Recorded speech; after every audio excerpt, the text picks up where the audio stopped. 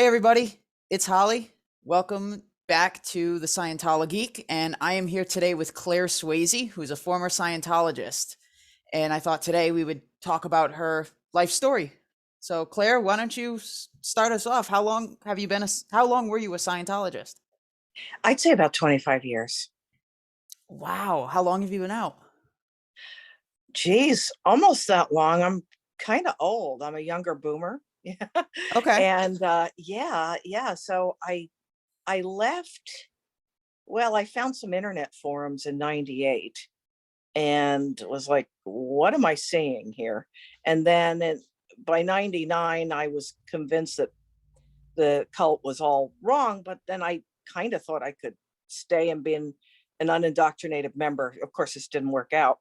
And then I really left. Like I walked out in 2000 and then was expelled in 2001. Okay, so you were declared suppressive in 2001. Yeah, yeah. Every expulsion, like, hey, we're kicking you out, is accompanied by a declare that they're suppressive, and then that way, members in good standing can't talk to them and get clued in because you're not allowed to talk to a suppressive, as opposed to, oh, hey, she's just not a member of our little club anymore. Hmm. Now, I know some people can have managed to get copies of their declares. Do you happen to have your goldenrod? I have that one. I don't have the first one. I was expelled on another occasion. What happened then? Well, I was staff. I got into Scientology when I was in high school because my nerves were frayed. I had a bunch of term papers due at one time.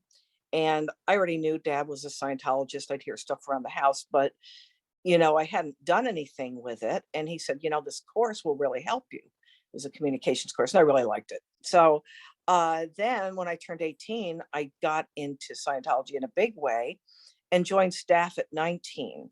And I had not wanted to be contracted staff. I was a volunteer. I liked the idea that, hey, I can help, but I can stop doing this anytime I want, like with any volunteer work, right? Real volunteer work. Yep. And they blackmailed me into signing a staff contract, which really upset me. And they said, no, no, we have to, we're covering your ass. Some disgruntled former member had sent a letter and she basically dumped on every single person there, including me. And so they said they had to cover my ass, which is just baloney. I said, what? I'm coming anyway. And so I signed the contract. They said, oh, you can get time off whenever you want. That was all a lie. So I signed the contract, and it was just a little backwoods mission, which is like a very intro center. Hmm. There's only one kind of center that's even lower than that. It was done at a counseling group. So this was a mission. And they just got meaner and meaner and meaner. And I married my husband there, and I have friends there. And they were just, the more we did, the more tacky and ungrateful they were. And one day, my husband and I and a friend, it, we took a break. We took a coffee break. It was in the middle of there's a break period on court when you're on course, and we were supervising course, and there wasn't anybody around. There was, I think, one public, and she was the girlfriend of one of the staff members, and she knew the score. She knew the whole thing. So we took a break and we watched Dallas, and we were happy. And the mission holder came up from the sauna because she had a little sauna and she's doing the purif, and just screamed at us. And we said, geez, this is awful.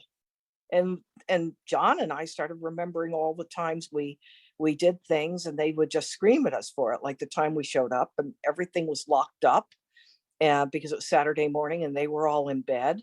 Because when she couldn't make a go of it downtown, she moved it to her house, which was a very big, beautiful, very big house. And but then it was in the middle of nowhere, which meant they didn't get any walk-ins. Yeah, no foot And traffic. right, you're not going to get walk-ins on Route 2 in Troy, which is the uh, rural route you take to go to Vermont. You're just not. And so and then they screamed at us because we climbed in a window because we were desperate to do our work and to just do the right thing. Yep. And and they had always said, oh, schedule's so important. You can't ever be late. You can't do this. But it was different for them. And the hypocrisy bothered us, but it was the meanness. We're doing something and they're yelling. So we decided that we would ask to be released from our staff contract, not leave the church. We thought the church was cool. It wasn't, but we thought it was. We were very young. I was 23, I think. I just turned 23. And so we asked to be released from our contract. We'd seen other people leave before their contracts were up, and all that happened was some mild grumbling. Okay. And uh, a shit storm erupted. They called people down from the higher Oregon, Washington, D.C. All kinds of things happened. The lady from DC met us, and she's just a total bitch. And she said that, really, my husband was a dear sweet lammy pie, but that I was the real problem. And I Now, was like, this 23-year-old big-eyed blonde who just was supervising a course room. I wasn't exactly public enemy number one. So they sent him off to DC to get some auditing he wanted. It was clear auditing. It was nothing to do with punitive or interrogatories or anything. no, They said, no, what is a punitive and what is an interrogatory?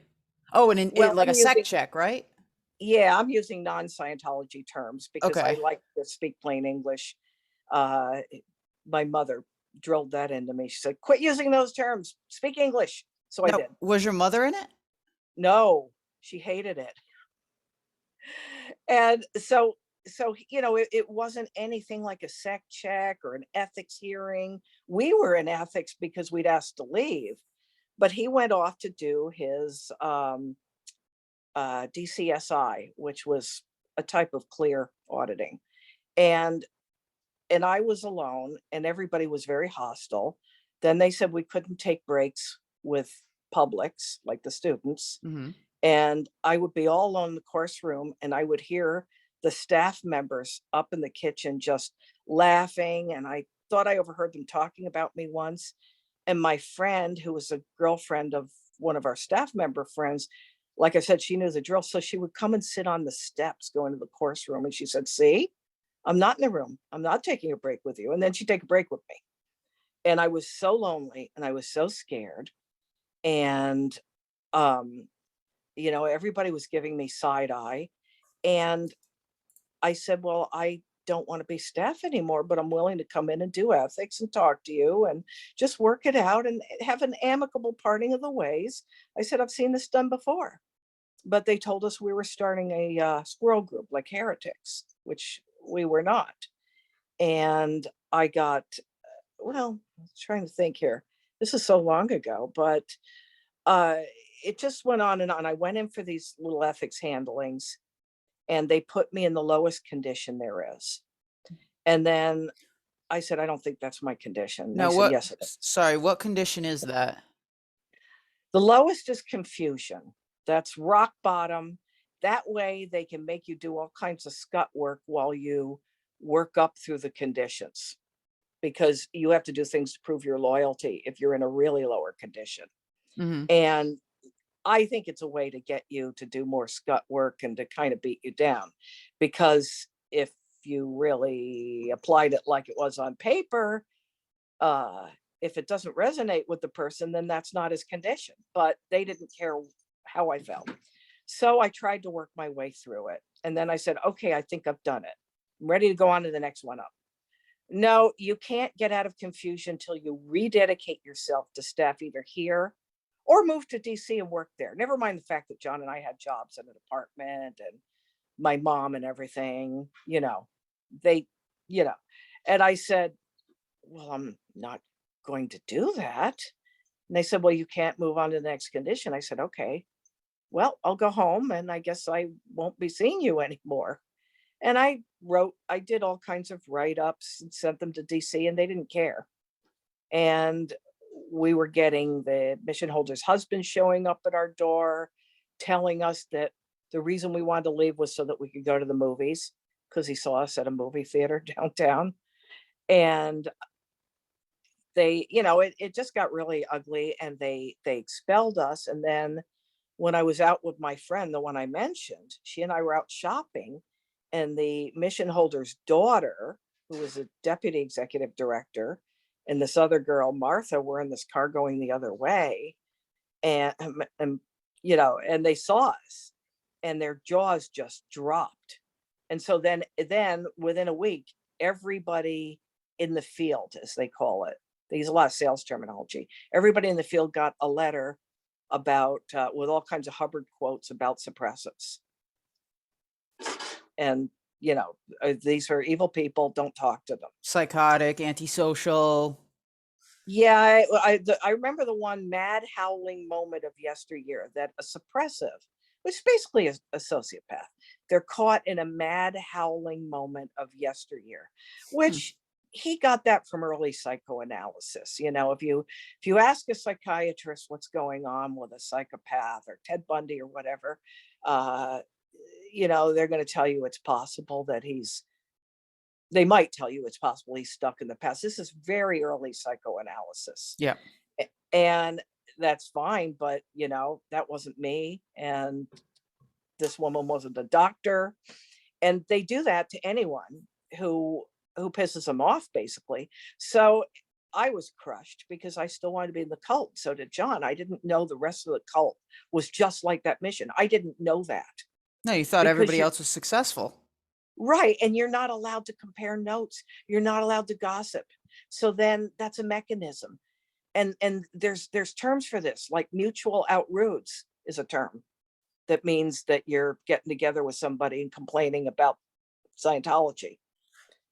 Now, what's the And difference? Oh, sorry. What's the difference between that and something like J&D? J&D is joking and degrading, which um is you're mocking and you're being snide. And you know, you could have something like that in real life where you laugh at the guy who slips on a banana peel, Yeah. right? So as opposed to, you went to a movie, you went to see Get Him to the Greek with Russell Brand, and you were very amused and you laughed. That's not J&D. Hmm. Laughing at the guy who slipped on a banana peel is J&D, you know. Okay. But of course, Hubbard meant that to be anybody who says anything, who laughs at anything in Scientology, because sometimes things would get ridiculous and you'd be like, what am I seeing? Well, this is so awful that it's funny. Okay, now you're J&Ding.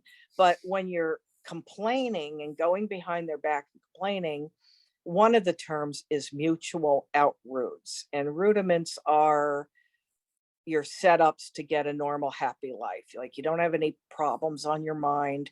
You're not in the middle of an upset with anyone. I was And gonna say the only yeah, context I know about rudiments is setting up an auditing session. right. But you can have rudiments in life, just like you can have TRs in life.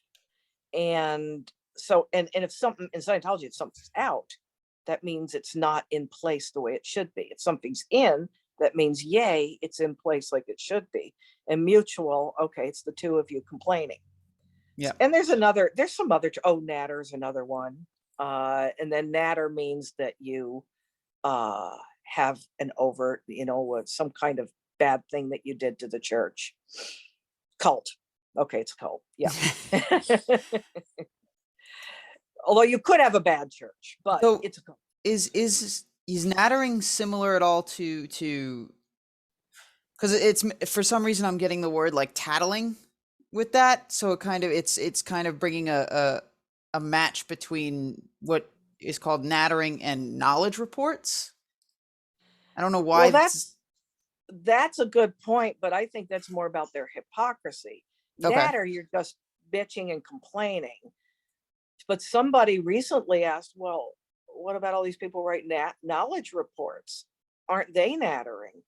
And that person made a darn good point. And in a real world, they are. But you know how it is with a cult or even a very authoritarian or corrupt organization that is not considered to be a cult. Hmm.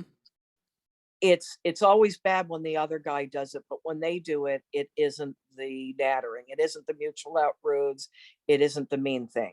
Yep. It's like these people in FLDS that every time they wanted to do something horrible, they'd have some alleged, see my air quotes here, revelation from God, and bam, somebody get killed or some 12-year-old would get married off. Well, Yeah. no, they didn't get a revelation from God. That was them. That was Well, their wants and desires. yeah. Well, C of S is the same. All the cults are the same. That a toxic cult, Yeah. it would do that. So anyway, we ended up getting the expulsion overturned. We actually asked for a committee of evidence in Seattle a couple of years later and got one. And they actually thought the mission had been pretty ridiculous. Would And they think it was off policy? they did. They said, for one thing, if somebody wants to leave, let them leave. And then one of the things they said about us was that I had told my husband I was going to leave. That's a cardinal sin in Scientology. You don't tell somebody you want to leave. And then they said, so what? That's her husband. Yeah. Are you nuts? And then also they sent these people, these mission holders who had dissolved the mission by that time, they sent them a letter, kind of like a summons. And their policy is if you do not respond to that, then the judgment, or for lack of a better term, it's going to go with the other guy's favor. So they didn't respond because they were kind of openly contemptuous. Plus, they were in Florida. Seattle and Florida are pretty far apart, but they really didn't give a crap because a friend of mine saw them just when they were on their way out of Troy, New York, to go down there. And they were like, nah, nothing's going to come of that. So they found in our favor and we got back in, but we kept it very low key and we just took courses. I said, I'm never doing staff again. I know I love these people, but I'm never going on staff again. And then later we got on the internet and we got in trouble for being on critical forums. And that led to my walking out just before getting expelled. Okay. This brings me to another question. What the church did back in the very early days of the internet with the Netscape Navigator discs, did that did you guys end up getting those CDs, the ones that had the internet browsers, but they also had like the nanny software? No, I had told a good friend of mine, hey, we just got a computer. It was 1998. Not everybody had one, right? Mm-hmm. People were it's starting to get to be common, but you didn't have smartphones or anything. And I said, this is so cool. And he said, that's really cool. He said, look, I got these discs, and it's I Am a Scientologist webpage. He said, do you want one? And I said, no, that's okay. I said, it looks kind of cookie cutter. And he laughed. He knew I was ornery and we were good friends. So that was the end of it. And I did not know that there's net nanny software with it. It is disclosed somewhere, I think, in some fine print, Mm-hmm. but I didn't know. And I just thought the web page looked stupid. So I didn't do it. You lucked out there. Yeah. Yeah. Because they were even telling people to take, if they didn't have a computer, to take them to libraries. What Okay. the That hell? is a Isn't total that breach. like illegal now? It's like you don't put software onto libraries without the library's consent. Yeah. I think it's illegal, and it's also probably against all kinds of library regulations, and but they were flat up telling people to do that because I read Wow. that.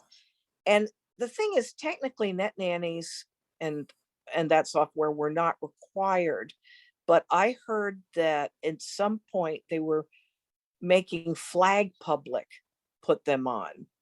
With the rest of us, it was like, hey, do it, don't do it, we don't care.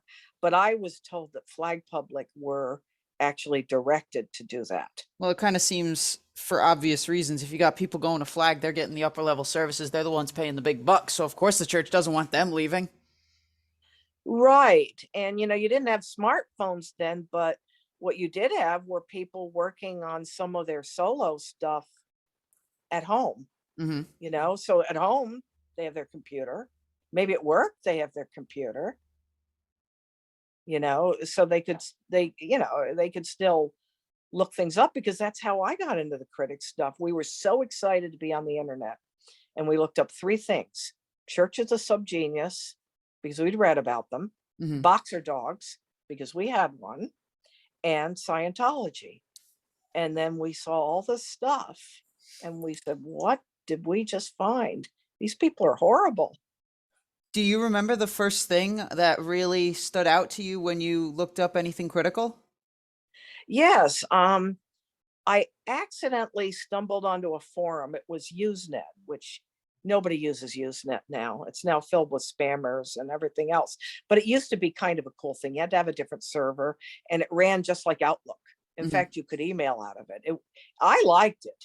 And, they had thousands of groups, even ones that weren't porn. They had, Buffy the Vampire Slayer fan group. They had, uh, John Grisham books fan group, everything. Yeah. And I found this alt religion Scientology, which was a group that pissed the cult off so bad that they tried to do something called an RM group, GRP, which is remove group. Well, they don't have any say on the internet, No. and Usenet was wild and woolly anyway. And it made a big scandal, and it got written up in some tech geek magazines. And I actually saw the article in one of them, and they were like, this is awful, they're so mean. And at the time I was still drinking the Kool-Aid, so I said, well, I'm sure if the church did it, it's fine. Yeah. So I stumbled onto it, because even though when you go into Usenet, there's this server you go on, there were websites that had like shortcuts to get onto Usenet. Later those links got broken, but I think that's how I found my way over there. Okay. And then at the time when we were on our internet provider actually gave you news servers. Later on they didn't want to have any part of it, but in the beginning they did. And later I said something to one of the people at the cable TV company, and they didn't remember that at all. I said, because they were our internet provider, they said, oh, you must be mistaken. I said, no, it came with it. Later on I had to go get a server, and that wasn't hard. So I was on there, and I saw a couple things. I saw people just screaming about Scientology. I saw ex-members, and then I saw ones who were independent Scientologists saying, hey, you could do it outside the church. And I'm like, no, heresy. And then I saw the OT levels, Oh no. and I said, well, this sounds like a bunch of bullshit. I'm sure they made this up. Now, quick question. Now wait, this was the 90s, so this was after Hubbard's original OT8, correct? I think so. Okay. I've never done OT8, so Because I know, all I know is that the original one had some stuff about Hubbard saying that he was like the Antichrist and all that kind of stuff. I remember I saw it on the net, and I don't remember the Antichrist part, but I remember Incident One and the angels and the trumpets and everything. Hmm. And it's somebody later told me it was discredited, but then a bunch of people told me it was not discredited. So it's probably real. It's Yeah. probably really their level. And it's crazy. And I thought that the Xenu story was crazy. I do think he got the stuff about the entities from shamanism, which is one of the things he kind of appropriated. And I have taken some core shamanism workshops. They do talk about entities, but they certainly don't talk about them the way Hubbard does, or the way a Catholic would either, demons. Now, They when you, don't at all. I was gonna say, when you say entities, you're referring to body thetans, or are you referring to GEs from like History of Man? Body thetans. Okay. Yeah. And but I thought this thing was Xenu, and the DC8s and everything. I thought that was just crazy. Yeah. And but I always thought, I was told there was this big cataclysmic event. That seemed logical to me, because in Scientology, when the spirit is first comes into being, all it was some this pool of intelligence that was there already, and it sent out some bits of attention, and they took on personality, and eventually you get someone. And when you get that, it's just a being, and they've always existed, and nobody created them. And and the very beginning at native state, they could do anything. They're like a god, because there weren't any bodies yet. There wasn't a physical universe.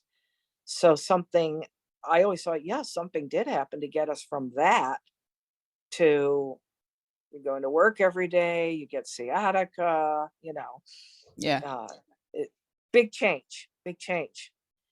And and I've been doing so much reading on neo shamanism and Buddhism, and a little bit of paganism, and I'm having so much fun with it. And I can see where he got a lot of his ideas, and changed them up, but I see where he got them.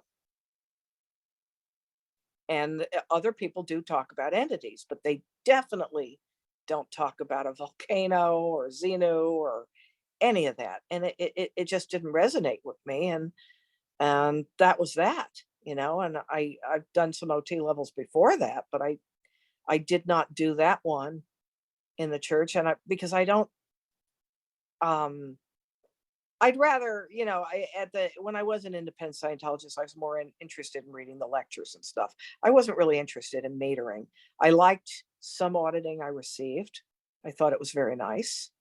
When my parents died within a 7-month period of time, I kind of had, I won't say a breakdown, but my pulse rate speeded up. I was jittery. I was upset, you know, Normal human and reactions. yeah, but it wouldn't go away. I mean, it wasn't just grief. I was like, and so I went and had some auditing, not so I wouldn't feel sad, but so that I'd feel better, Hmm. and it was nice. It was very low key. I don't know what processes she did. It's very low key stuff.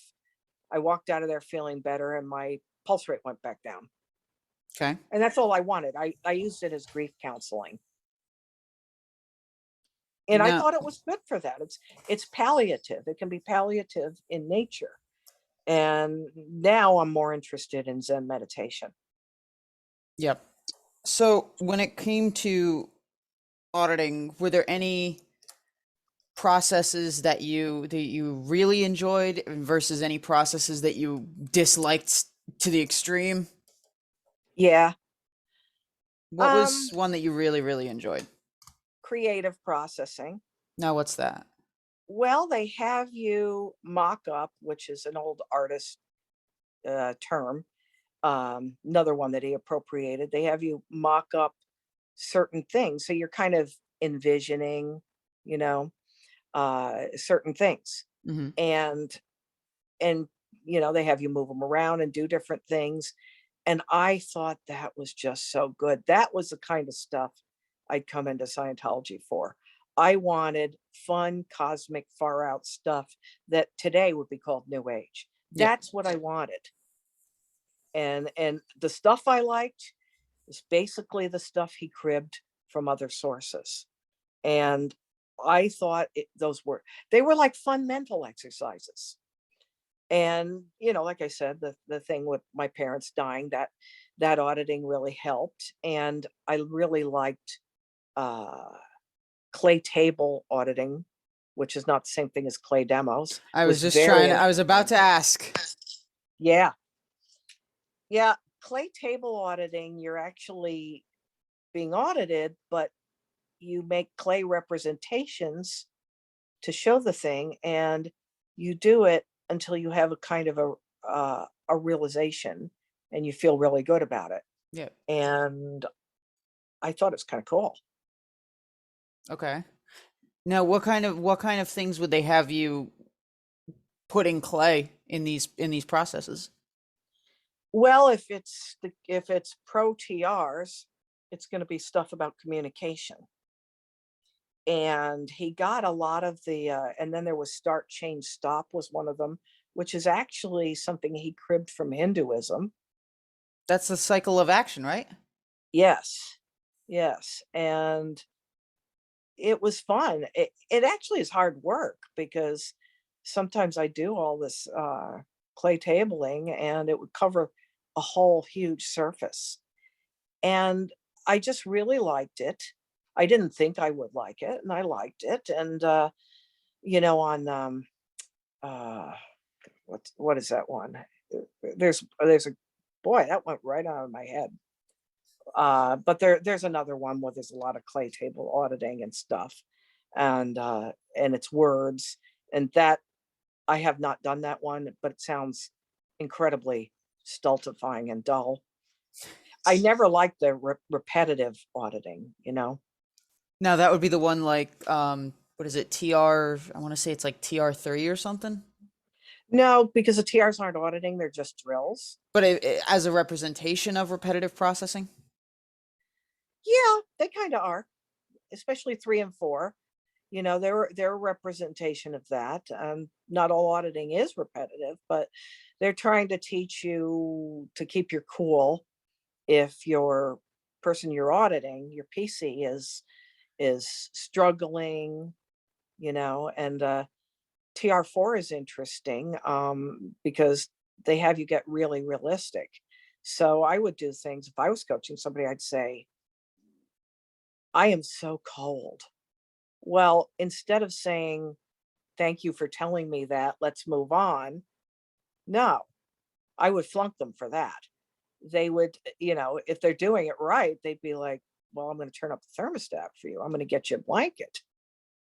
Did you remember to wear your socks today? In other words, realistic. Because Yes. I was coaching somebody, I said, well, you're going to bump into somebody who thinks the room's too cold, or he's getting tired or he's getting hungry. I said, you don't just bulldoze past that. I was gonna You, say, isn't you that know, normal to kind of ignore that and keep going with the auditing session? Isn't that what the bulletins say to do? no, they say you cannot audit someone who's hungry, tired, uh, if it or has a present time problem, such as could be a big thing bothering them, or it could be that they're cold. No, you make things comfortable. In fact, you actually ask them, is this room okay to audit in? Hmm. And I can't tell you how many blankets have been wrapped around me. And I've had auditors. The only thing is, they tend to want to feed you too much. So before session, they're like, well, you can't be hungry. And they get really, really uptight about it. And I remember as Lady Joan was auditing me, she said, I brought you a hot dog. I'm like, well, I already ate. No, you should eat the hot dog. I was actually talking to on my previous podcast with Chris Shelton. We were talking about the metabolism test Yeah, there's that. and the obsession with bee pollen. Yeah, I remember. Yeah, and super blue green algae. Uh, I knew some people at a commune, not Scientology. It's the farm, which I think is one of the oldest communes in the U.S. And they were getting into super blue green algae, and they weren't even Scientologists, but a lot of alternative types like that. But yeah, and with metabolism, they'll do that to you in the course room. So there you are studying, and then they say, well, we need you to come up for a metabolism check. And that's kind of a pain if you're like on a diet. But I Hmm. finally learned how to strike a balance. I learned that if I didn't eat protein in the mornings, like a cup of yogurt will be good enough, hard boiled egg. And if I just went and had toast and coffee or something, that I wouldn't metab well. Okay. We called it metabbing. And then I remember I was, oh God, yeah, the e-meter drills. I was coaching this guy and he was trying to get me in range. Now, what is And in range?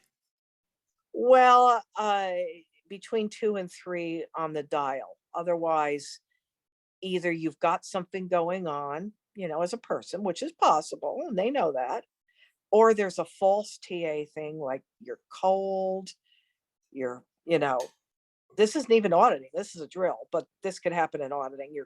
In other words, if you're cold or hungry or anything like that, or your shoes are too tight, uh, that might give some false readings. So this guy, he really pissed me off. So he's like, okay, put on more hand lotion. Okay, I did that. Okay, take off your shoes. Then the dude wanted me to take off my socks. And he's checking my feet. And I'm like, leave my feet alone. Just step away from the feet. I did not like that at all. I thought, no, that's getting ridiculous. What's the point No. of taking your socks off? He was desperate to get me in range on his little e-meter drill. And he was desperate to roll out all false TA, which is Okay. like, okay, it's false because it's really your body. But generally, unless you're wearing some weird surgical pressure bandages or socks aren't going to make a difference. Shoes might, lots of chicks wear shoes that they're a little tight, Hmm. and put your freaking socks, no.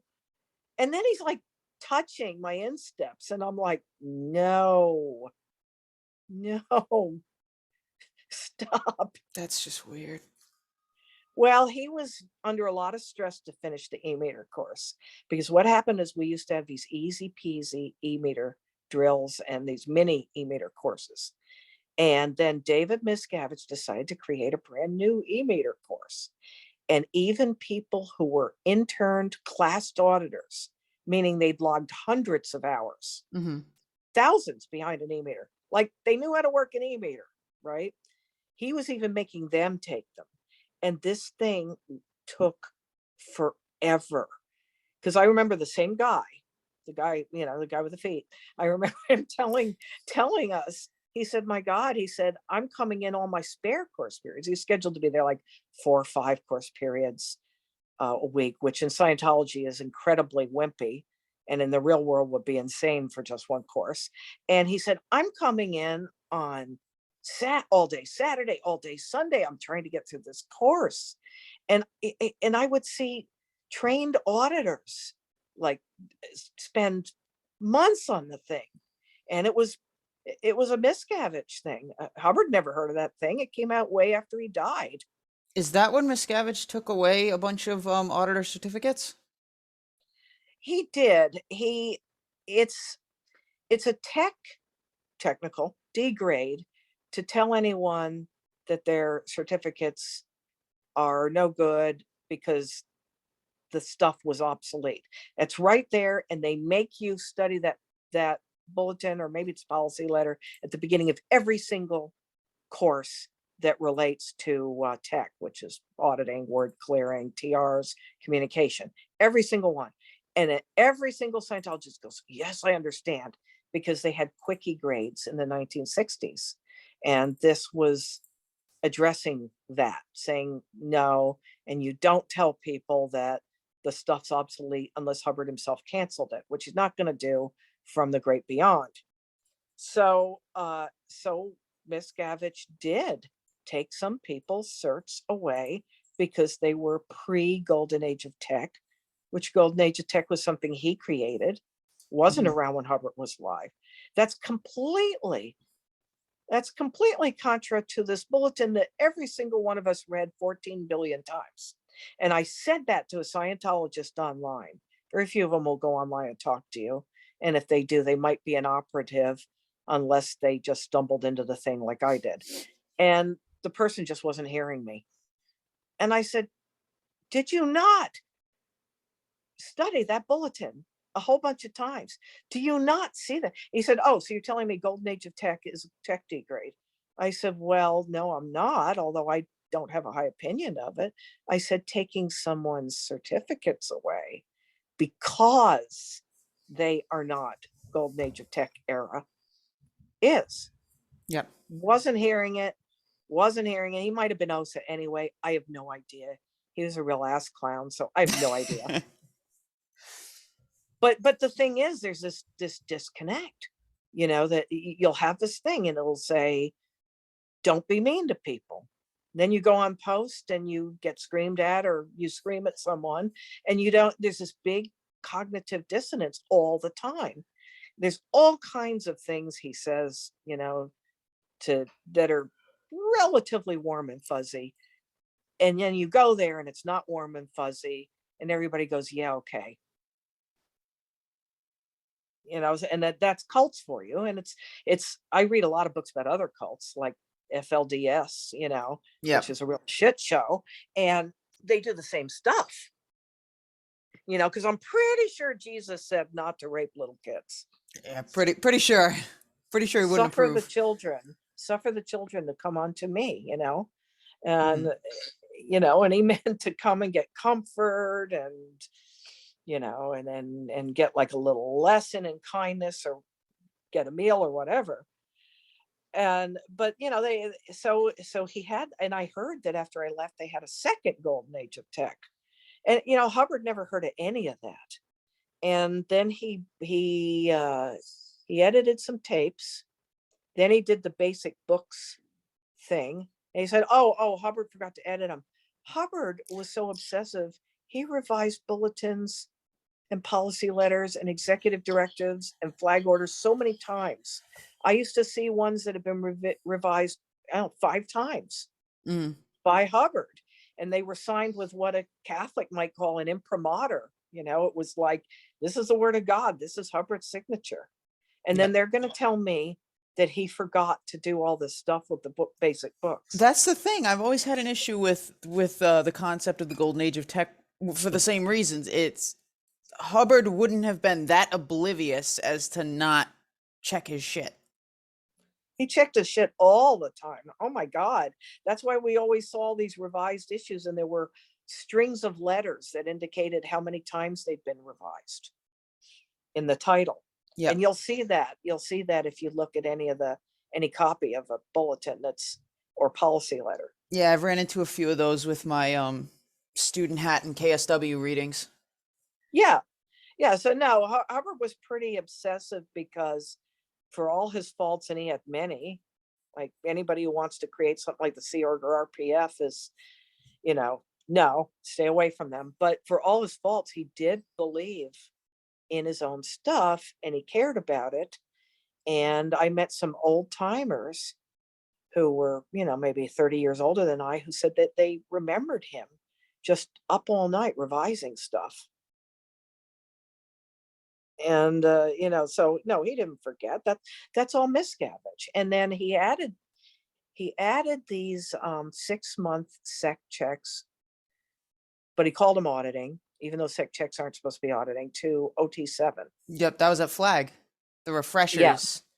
Yeah. Well, they're really kind of a loyalty check. And they're a big money maker because you've got flag rates auditing per hour. And if every 6 months, OT7 takes a long time to get through. Everybody I knew who did OT7 spent, just months and years. And they were disappointed. They were very disappointed in what they got. And I'm convinced that these sec checks were only there as moneymakers. And yeah, he's got a fixation on loyalty. It's very Stalin-esque. You know, Yep. are you thinking bad thoughts about him? That too. That's And what you get with any cult. yes, and Mike and Virginia McClaughrey were the first to expose that on the 6-month sec checks.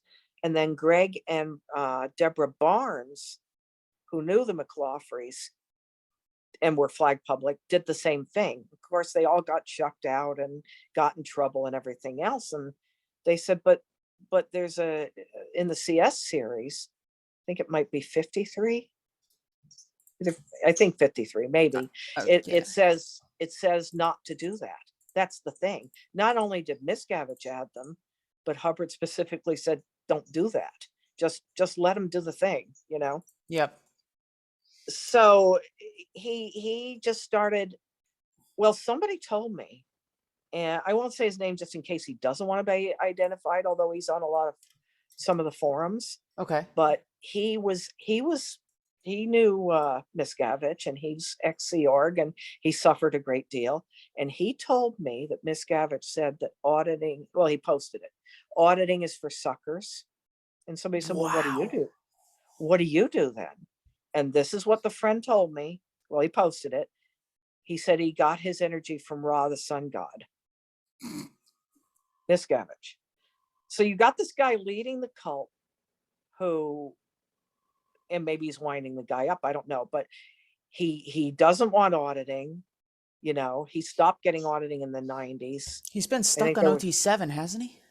no, I don't think so. I don't think he made it anywhere near that far. I think he tried to hit his auditor or something. Jeez. And I don't think he really got that much. Old timers who were ex Sea Org will know better than I. Hmm. You know, they will remember. The Headleys will remember. Amy Scobie probably would remember a Rinder. lot of these people, but I can't remember. But I got the impression he didn't get far at all. And of course, I never met him. I never met the guy, and because no matter how indoctrinated I was, and I never, ever, ever, ever wanted to join Sea Org. I would say 95% of Scientologists approached will at least consider it, even if they don't do it. Hmm. They'll consider it or they'll do it. Did you ever get And recruiters at your mission? oh, all the time. They're everywhere. They're like mosquitoes. And I was one of the very few people I know who didn't, not even for a nanosecond. I was in my 20s when I first heard about it. I was like, so I can't wear cute dresses? I can't have my kitty? I have to live there? I have to get paid I, $50? I didn't even know about that. I didn't know about any of the crap. I just knew about the institutional living, and that alone, I was like, what the hell? I want to get married. I there's this like there's this place with a sale on cute dresses down the street. I mean, come on.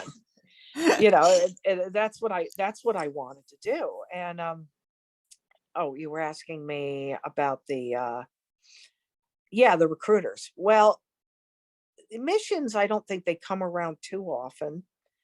I think if maybe it's a bigger mission, you're going to see them. But what happens is you go away to bigger orgs for courses. You're going to be course supervisor. You have to go away for that. They don't have that course at the mission. So you go away. I went and did some training in New York org. My husband went to Washington, D.C., and he really liked it.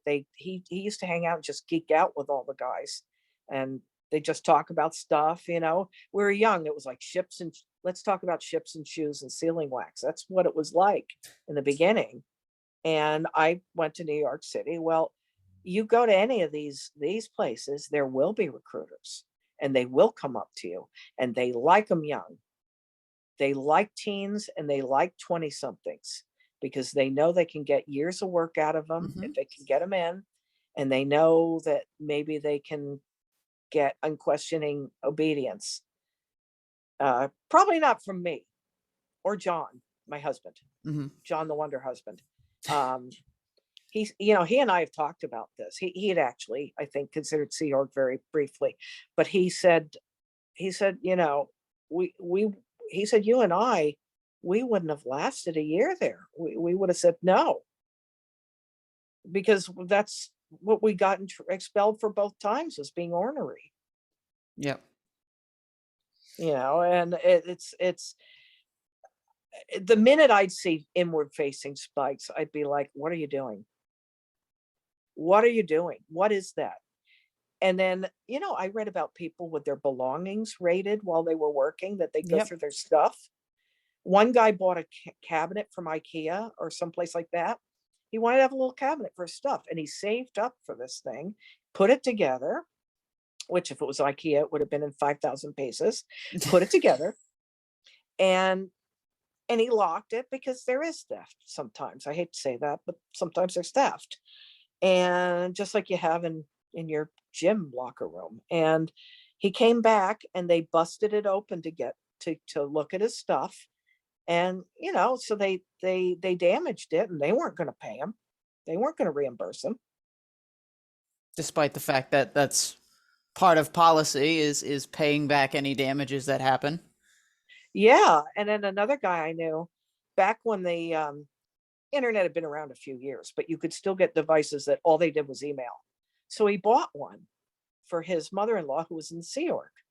He thought, well, this would be a nice way for her to stay in touch. It's not, you didn't surf the web with it. And they told her she couldn't have it. Wow. And I could tell he thought something was wonky. And the same guy had also gotten in trouble for speaking out against Golden Age of Tech. They made it so that none of his kids who were in Sea Org uh, were were able to get promoted past a certain point because of him. And then several years later, he died, and I imagine they lifted that decree. Yep. And I remember you mentioning this is this is going to be way back in the conversation. Um, mentioning the DC church. Is that church even around anymore? Because I thought that was what, like mid 70s. You figure? Yeah, it's still around. It is the founding church. Oh, I didn't It's know it was still around. I thought it went away. I wasn't sure if the what was it? Wasn't there a starting church in like Phoenix or something? Yeah, there was. And then I think there was something very, very early on in Elizabeth, New Jersey. Yep. But FCDC, as we called it, is still around. But it really pissed my husband off. We went back and we toured it, and when we were visiting my mom and dad in New York, and we stopped through DC, they used to have some artifacts from very early Scientology from Hubbard, and they took them all out of there, replaced them with replicas, and put them in some Scientology museum in LA. And my Wow. husband was he was chagrined. I mean, I won't say upset, but he didn't like that. he Yeah. he thought that was kind of crappy. He said, this is founding church, why not keep it there? Yeah. So I'm sorry for just bouncing around between topics. But when Miscavige first stepped on the stage and mentioned the news that Hubbard had died, what was your reaction to it? I'd heard it on the news the night before. I remember I'd gone to bed early and John came in and told me, and I was like, oh no. And I felt sad. And I thought when you were spiritually enlightened, you'd live longer, but you know, that thought didn't go anywhere really. Then we had the event and it was televised. And he said that, and he said exactly the same thing that Hubbard had said, meaning he's not coming back. It's off on target You know, too. yeah, right, which is just a fancy way of saying I'm not planning to reincarnate on Earth because it's a friggin' hellhole. I know a lot of new age types who say they don't want to come back here, Then what's the when they point leave. of the offices of for L. Ron Hubbard in the missions and orgs? But they're not in missions, and Oh, they're in orgs, and they've always been around. They've been around since the 60s, and he was alive then. They were there in case he was in town and dropped in to do a little work or say hi. And they had the office ready. Those things have been around since I was, geez, a little kid. so now the question is, why do they still have them? Well, they're not big on change, except if Miscavige tells them, and then they say that they didn't really do what they just did. They like doing that. Politicians do the same thing, by the way. Uh, we never did that, and if we did, we were right, but we didn't really do that. So, I could say it's in memoriam. I Hmm. think that would be a nice, pretty idea, but also they're pretty hidebound, and they're not going to change anything. They're pretty, it's a little robotic because you got this thing, it's written down. And you're like, well, how does it apply anymore when he's dead? Yeah. Or like there's a new scientific advance, or even, but Miscavige did do some things, like he upgraded e-meters, although he didn't really need to, and made them more sensitive, and they cost 10 times as much as they did when I first got in. So what? And sorry, it's so stupid. What is?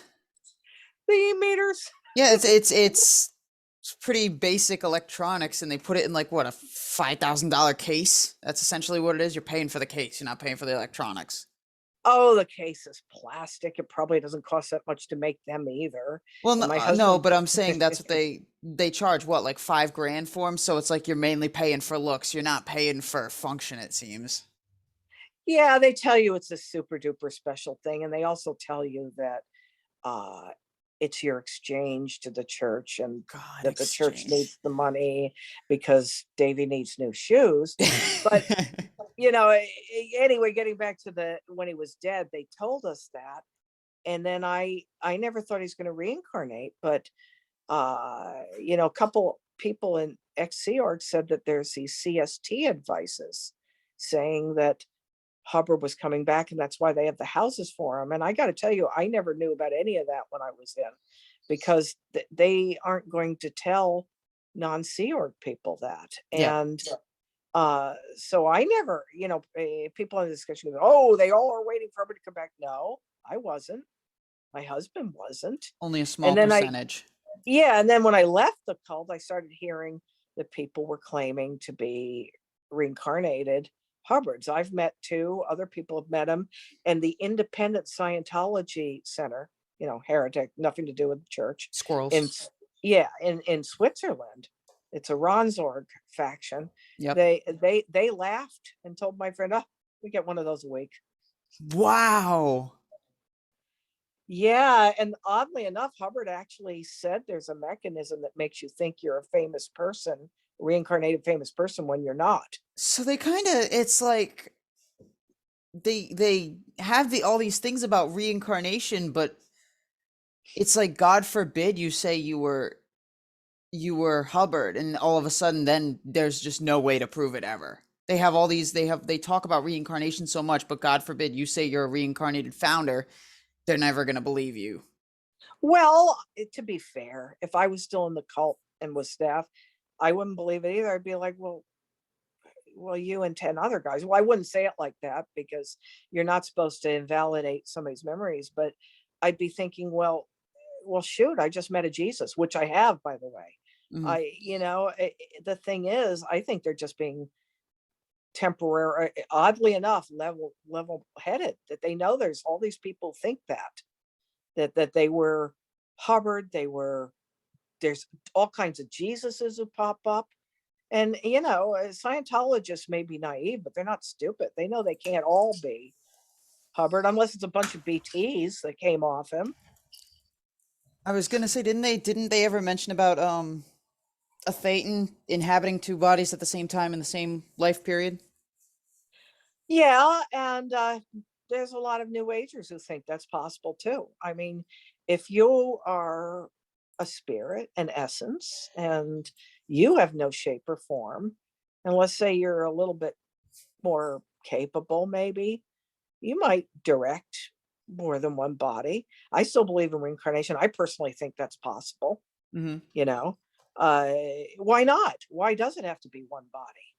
But the one thing I wanted to get across about Scientology and reincarnation is another thing he cribbed from the Vedic. You're supposed to eventually not need to reincarnate anymore unless you feel like it. It's to end the cycle of life, death, and rebirth. And supposedly Hubbard had done that, and that's why he's zooming off to target 2. Yeah. And they do talk about that in Hinduism, not so much Buddhism. There's Buddhists who do not believe in reincarnation, and there's Buddhists who do believe in reincarnation. But Hinduism, that's a part, and I think it's called nirvana. And it makes sense, because why would you want to be impelled, as opposed to, oh, hey, I just died. I'm thinking, what do I want to do now? I don't know. Oh, I'll do this. As opposed to, well, now you can't remember anything, and you were forced to reincarnate because of some kind of karmic thing or whatever. Yep. So it's there were a lot of Scientologists who remembered past lives. It does come up in auditing. It's supposed to. Yeah, it's the whole track. Yeah. And but I also think that there's such a thing as false memory. And Hubbard even said there was such a thing as false memory. He called it dub-in.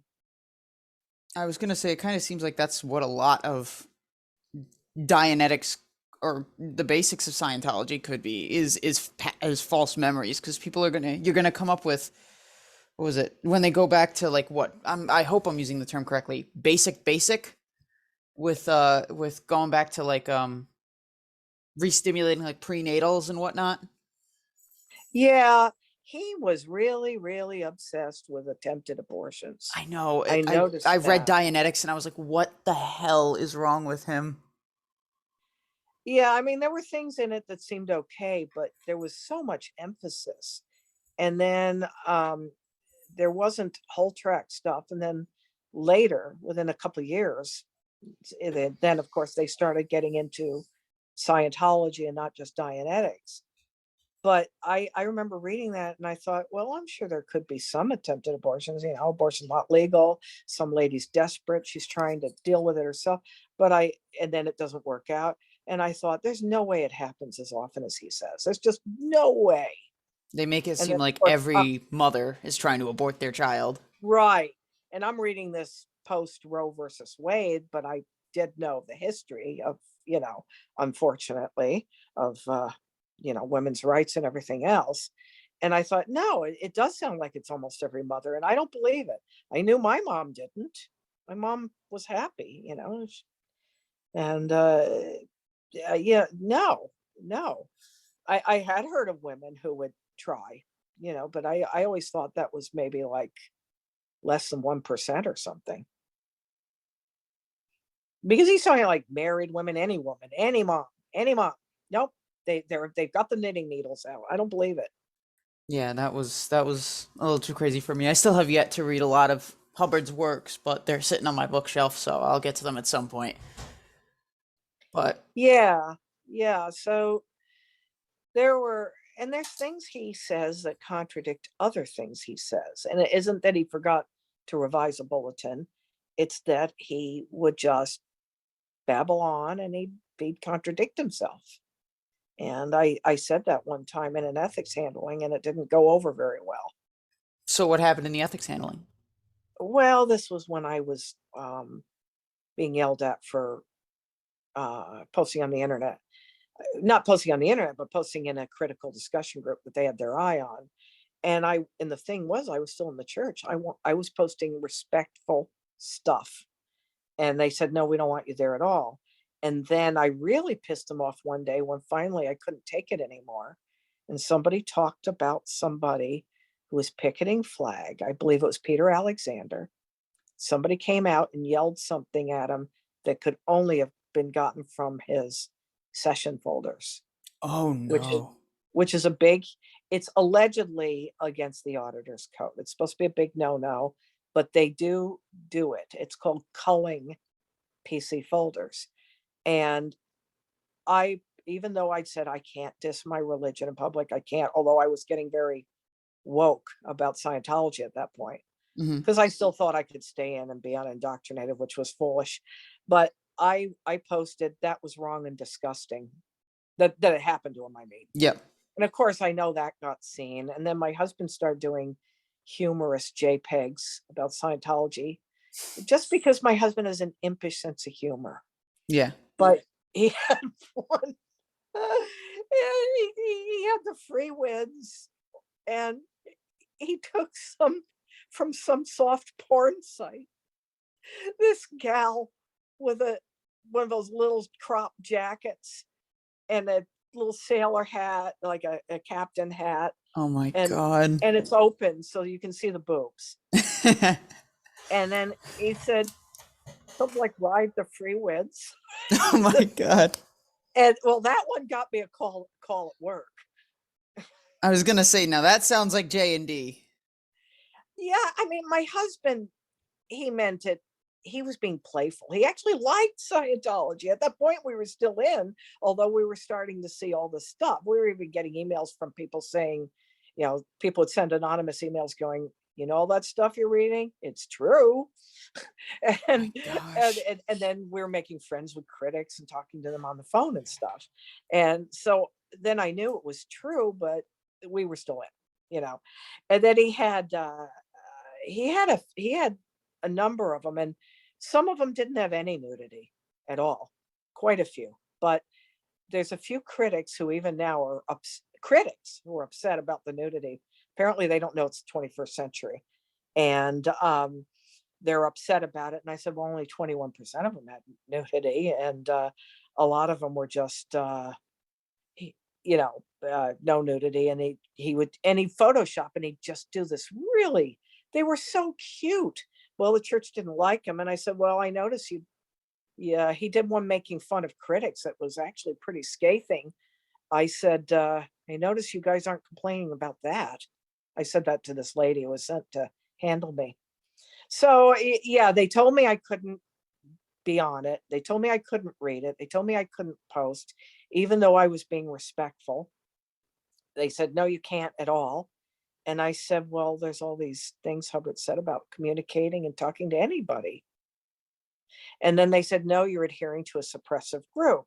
So I had a meeting with this lady, a different lady, and she said, well, I don't think it's really a group at all. It's just a loose knit band of crazies. I said, well, I'm glad to hear you say that, because then that means I'm not adhering to a suppressive group now, am I?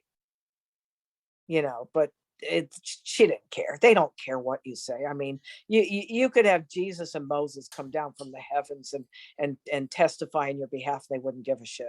Yep. So it just went on. And then she also told my husband not to do any more JPEGs. And he actually didn't feel like doing any more. It was like, it was a new toy. It was fun. He's done, but he didn't like being told that. So he said, well, I can't promise that.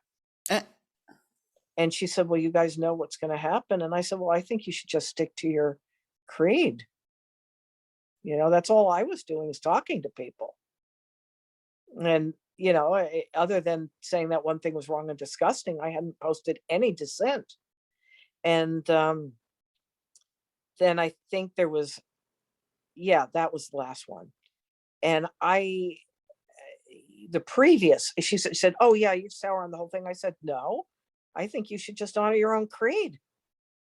And I had already walked out unofficially. I just had a handling with somebody that was pretty scathing, and they were just pretty much taking me to task and then threatening to split John and me up, because if I got expelled, he wouldn't be around. He wouldn't be allowed to be with me. And he looked at them like they were something that he'd scraped off the bottom of his shoe, and said, I'm not going to divorce her. And good so for I him. walked out unofficially. I just said, I'm done. And then there was that last handling where this lady came up from Portland, and she's very cutesy, she's trying to be woo me into, I don't know, false sense of security or whatever. And I said, well, you should honor your own creed. And I left it at that. And then the expulsion came out, the goldenrod came out about 5-6 weeks later. Wow. And I'd already left in my mind, in my heart, but now it was official. And I just said, well, and then I went on and I posted it, and I told everybody the whole story, and I started just writing whatever the hell I wanted. Must have felt pretty freeing to finally be at that point. Yeah, because they didn't know, except for the ones who talked to me on the phone, or email, that I'd made friends with, who I'd made friends with. The people on the group, though, didn't know I was going through all these handlings with the church. They didn't know that I was agreeing with them. The only people who knew were the ones who'd reached out to me privately, who I confided in, and they all kept my confidence, which was another way I knew they were good people. Yep. Because I went from they're wrong and they're a bunch of SPs to, okay, they mean well and they're SPs, but I don't want to hurt their feelings because they don't know they're SPs. Yeah, I was And about to then say, how did you handle that, what is it, cognitive dissonance? Well, that was the stage, right? And then after that was, okay, some of these things they're saying are true. Because like I said, I started making friends. And some of these friends had been in the church, had been in church a long time. And they knew they had mutual acquaintances, like names, dates, places were adding up. I was on the ship with so-and-so. That was true. He was there. I was there. So you have correlation. And then, I put it together with things I'd seen. I mean, I hadn't been in the Sea Org, but, I put all this together, and I remembered how shitty the mission was. And also that the church was trying to send me to ethics all the time and threatening to sect check me. And so I could see that this was all true. And then I thought I could be an unindoctrinated member. And then I saw I couldn't be an unindoctrinated member. Yeah, because as long as you're in it, you're pretty much indoctrinated. Well, I wanted to be kind of secretly unindoctrinated and agitate for change from within, which is, I've probably seen too many movies. Yep. And, at the time I got threatened with a sex check was pretty funny. You Uh, wanna I, describe that? well, it was a meter check. I was yelled at in a handling, and for a while I stopped posting for a few weeks. And you know how I love to talk and how I love to post. So for me, that's torture. And I then got a call from my friend who was a staff member. He's left too. But at the time, and he was a dear, sweet man, and he was a dear friend. He'd even roomed with John and me a couple times when he needed a place. And he said, well, we'd like to have you come in for a meter check.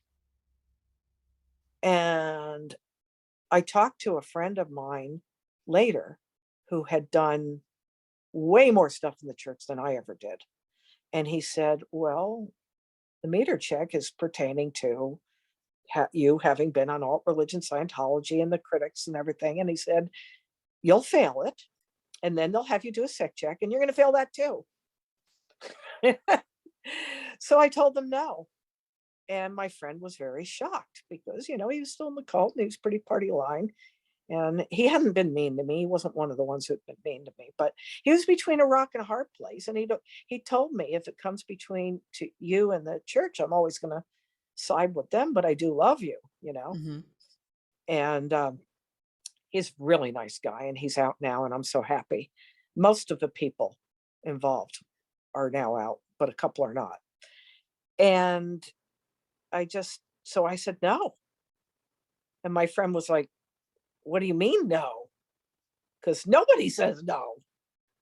And Yeah. I said no. I already knew I didn't want to, but my friend had really clued me in and explained how it would go. So you And had that little extra bit of confidence knowing what was going to happen. yeah, it was very freeing for me to have these critics. Some were never been ins, but knew a lot about it and had themselves been targeted by the cult. And some were exes who'd done a lot in the cult. So I had all these people cluing me in and gently talking to me. And oddly, none of them tried to talk me into leaving the church. They figured I'd get to it my own time. Yep. And it was so freeing because I could tell them anything. I could tell them, yeah, I went in with all my quotes, and then like I tried to hand the guy the papers, and they all fell to the floor. And the one is this critic. He's never been in. He was a really sweet guy. He goes, yeah, because I posted those quotes too. He goes, yeah, you're always a pain in the ass with that. Oh my God. And it was so neat to have these people just give them themselves and clue me in and be a sounding board for me. Mm-hmm. And John, and John talked to some of them too, and John and I would talk to each other, and John and I were always pretty ornery, and that's how we got expelled twice. Wow. All right. So I would like to move to you actually working in the mission. So my first question is, when did you first go on staff? Well, non-contracted volunteer, I was about 18 or 19, and then it was probably a year and a half later. So I was either 20 or almost 20 when they blackmailed me into signing that staff contract that I didn't want to sign. Okay. So what posts have you held? Pretty low level ones. I central files, which is all the happy letters out, and then I was course supervisor and examiner, and that's basically what I did. I ended up moving into the technical division, and I liked being a course soup, but there were just so much screeching and head trips by the people I reported to. It was pretty bad. Now, who does a course go to? What you mean as their Who do they higher up? report to? Well, this was such a small potatoes mission. I reported really to the ED, but there was this other guy. I can't even remember what his post was. I think they put him pretty high up in the org board. Remember, there's only a handful of us. His name, well, I won't say his name. I'll call him Brent. And Brent had wormed his way into their confidence, and they let him just kind of run the whole thing and had everybody reporting to him. And he'd have these little meetings, and he was just vicious. He was a David Miscavige wannabe. Oh no. He he wanted to join the CMO. He wanted to he wanted to he told my husband he wanted to be a dictator and control people. Oh So Jesus, that's a little apparently, psychopathic. well, it's a lot like Miscavige. So I wonder how many of these guys are running around. Yep. Oh, for those who don't know, CMO is Commodore's messenger org. Back when, if I hope I get this right, back when Hubbard was on the flagship, the Apollo, he had a little crew of Sea Org members that would basically deliver his messages or his directives to different people on the ship, if that's right. And now that's a thing that Yes, happens when they deliver it from main headquarters down to all the different orgs, the what is it, the CLOs? I think so. So, Some of the hierarchy, I've forgotten some of it. Shelley Miscavige, I believe, was in CMO. oh, I didn't know she was a CMO. She was in CMO. I thought wait. I thought she was. I don't know. All I know is we're pretty sure she's what? She's in CST right now? Right. I mean, she's I didn't know what she immured, was doing before sequestered. that. She was a real young gal, like 12 years old. Wow. Yeah. And so, yeah. And so that made her dyed in the wool fanatic, uh, because it can. Although I've always said that at least 99% of everybody gets in Scientology leaves it. So, so much for being sheep, because that takes a degree of analysis and stepping up to the plate. But yeah, so this guy Brent, he just ran roughshod over me. He did it over everybody, but he really had it in for me, and he gave me a stat, because they're all about sales. So you Hmm. have stats, you have, statistics, and you write up your statistics, and they're graphed, and the graph is supposed to always be going up. Is it it's on a week by week basis or is it a 3 week period? 1 week. 1 week. Okay. Which most people would think is absolutely crazy when it comes to business statistics. You would usually go quarter to quarter or month to month or and then quarter one of this year to quarter one of last year. For you to do it on such a Yeah. week by week basis is something that just doesn't work in the It business world. Well, I think if you're looking at something like student points, you wouldn't want to go quarter to quarter, but it's so sales driven. And he gave me a stat that wasn't. I maintain that it didn't belong to that job. It was new people on course. To me, that's Div 6. That's, the salespeople, your regs, your salespeople. And I you were said, Div 4, right? God, what is tech? I think Tech is it's Div tech. 4. Yeah. Okay. Geez, you remember better than I do. It's been so long.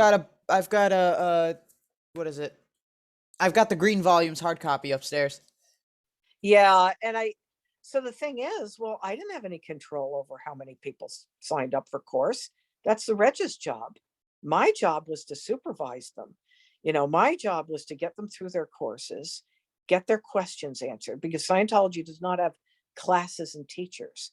They have No. courses and course supervisors. So it's supervised self-study. And your course soup is there to help you if there's questions, and yeah, check in on you a little bit. And I actually don't think that's a bad method, frankly. I don't you think know it's a bad method either, but from what I've looked at through study tech, I don't completely understand what else the course supervisor does other than look at people who have the physiological responses to the misunderstood word and try to figure out where they last were doing well. So at what would what kind of questions would you answer without it being called verbal tech? well, there's a lot of things they do besides answer questions, but the questions will be, I'm reading this, I don't get it. I remember, I'll give you one example. When I was a student, I asked the guy what a mission was because they weren't talking about a mission like Scientology Center. They're talking about a Sea Org mission. So he showed me a Scientology definition of a Sea Org mission. And then he's such a nice guy. His face just lit up with enthusiasm. And he told me how he had been on a Sea Org mission to South Africa to deliver the Key to Life course, Okay. and which was the course, which the name of it escaped me when I was talking about clay table auditing. I just remembered it. It's Key to Life, and then there's another one after it, which is called Life Orientation. So, and he told me, and I didn't really think that was verbal data because he just showed me the definition, but he gave me an example, and he didn't see anything wrong with that, and I didn't either. And or I'll just, I'll say, well, Hubbard's using this term, I don't get it. And they would try and help you find the definition, and they'd really geek out on words. The course rooms, course supervisors love bringing in used books of music dictionaries, books about vitamins, all kinds of stuff, so that if you came across anything when Hubbard was yattering away on his tapes, you could look it up, Yep. because he'd go babbling about photography and boats, and like I care, and then I would find dictionaries, like I'd find slang dictionaries, and I'd find 19th century dictionaries, and we'd bring them in, and it was just bursting. That part was actually kind of fun. So people might ask about that. You also assign people when somebody needs a coach on a drill, like they're doing a drill and they need somebody to do the drill with them. They're not supposed to go and bother the other students. Course supervisor figures out who has kind of a good lull stopping off point, and then they match you up. And then the course supervisor may do a final pass. You're doing a drill, and then the final pass is often done with a supervisor. And of course, he's going to make it real tough on you to make sure that you've really got it. And then they might do meter checks to make sure you understand your materials. So there's like a lot of things. And if it's a good size course room, or in an org, it'd be an academy, they can be kept pretty busy. Oh, they look at your clay demos. There's a lot of things that they do. And if there are a lot of students, they're going to be pretty busy. How often did you have to hand out pink sheets? Ooh, uh, well, it was such a tiny mission. Not very often, couple times. One time I did a spot check on this guy because, that is one of the things course supervisor does. And he just threw a hissy, he talked back to me. He said I was power tripping. And I was like, dude, I'm just doing a spot check, Yeah. But there was kind of a pecking order thing, and the guy was on staff with me, and I think that he was aware of my precarious position, perhaps. And plus, he's a shithead. I looked him up a few years ago. He went to the federal pen for distributing child porn. Oh, So fuck him. Jesus. Fuck him, Yeah. really. And then when John and I and our friend left staff, and we tried to take some of our Scientology belongings with us, and he barred the door, and he said that on the whole track he'd been kind of the super cop. And I'm thinking, now you're just a douche, really. My gosh, so This is people before really I let the knew. power go to their heads. Yeah, and the thing is, but they kind of set people against each other. Yeah. That's something they do. So I always had the stat I couldn't make new people on course because I had no control over it. So I was always in lower conditions, and I was always getting screamed at and terrorized. And I always was about to jump out of my skin, and I was so unhappy. And then pretty soon after that came the thing where, we all got screamed at for taking a 15-minute break. Hmm. And and we just said, and we were putting this together with all the meanness and all the hypocrisy. And there were a lot of little things I was mad about. I was young and just starting in my career. I didn't make a lot of money. And John and I had the world's most horrible little apartment. It was just awful. We didn't have any money, although we worked. And we, you know, the way I got to the mission, because she moved from downtown because she couldn't pay the store rent anymore, and it was a much better location, to her house, which had no public transportation. And I didn't have my driver's license yet. And all we had was an old car, and John always had that car, and I didn't know how to drive it yet anyway. So this one, I worked right across the street from where her daughter, who was on staff, worked. You literally just walk across the street. And my a friend of ours would just take the bus over and meet us, and the three of us gals would go to the mission together every weekday night. And on Saturday, I just ride in with my husband, Saturday and Sunday, because I was there every damn day. And she charged us for this. She's going there anyway. She not only works there, she lives there. Half of her entire gas. And I did not like that at all. But you can't say anything. You can't say anything even if you're only a student. You can't talk back, because they're going to say you're nattering, or you're doing this, or you're doing that. And I thought it was pretty shitty. And she's living in this 10-room, New England colonial house. And I'm living in this crappy apartment, and I'm paying half her gas bill for a place she's going to anyway. Well, between the other gal and I. So that kind of, there was lots of stuff like that. Yep. So Yeah. I was thinking though, it's like when you had mentioned earlier about how your stat didn't seem to match your post, I would think a stat for you would be like course completions or something. Course completions, student points, yeah, course completions and student points, and there might have been another one. So but they didn't care, and the reason was it was a setup. I think it's a setup. I think that's all they wanted to do.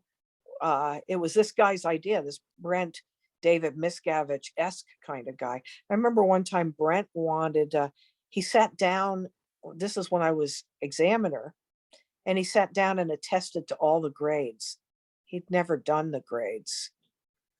It sounds That's like quickie very, grades then. well, he didn't even get them at all. He didn't spend 1 minute. Oh, Quickie grades are when you do the grades and the auditor rushes you through and doesn't do all the stuff. This is him going, I'm fantastic. I'm enlightened. I'm going to attest all this shit. And he was a lot like Miscavige. He even kind of looked like him, you know. yep.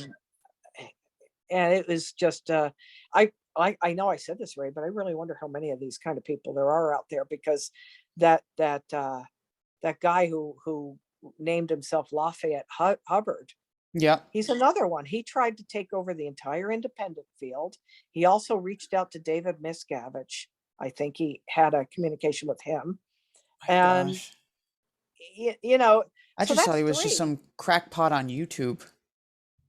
Well, he is. He was a crook. I met him. He's I come met up with him. his And own processing and all that stuff, like infinity processing or whatever the hell he calls it.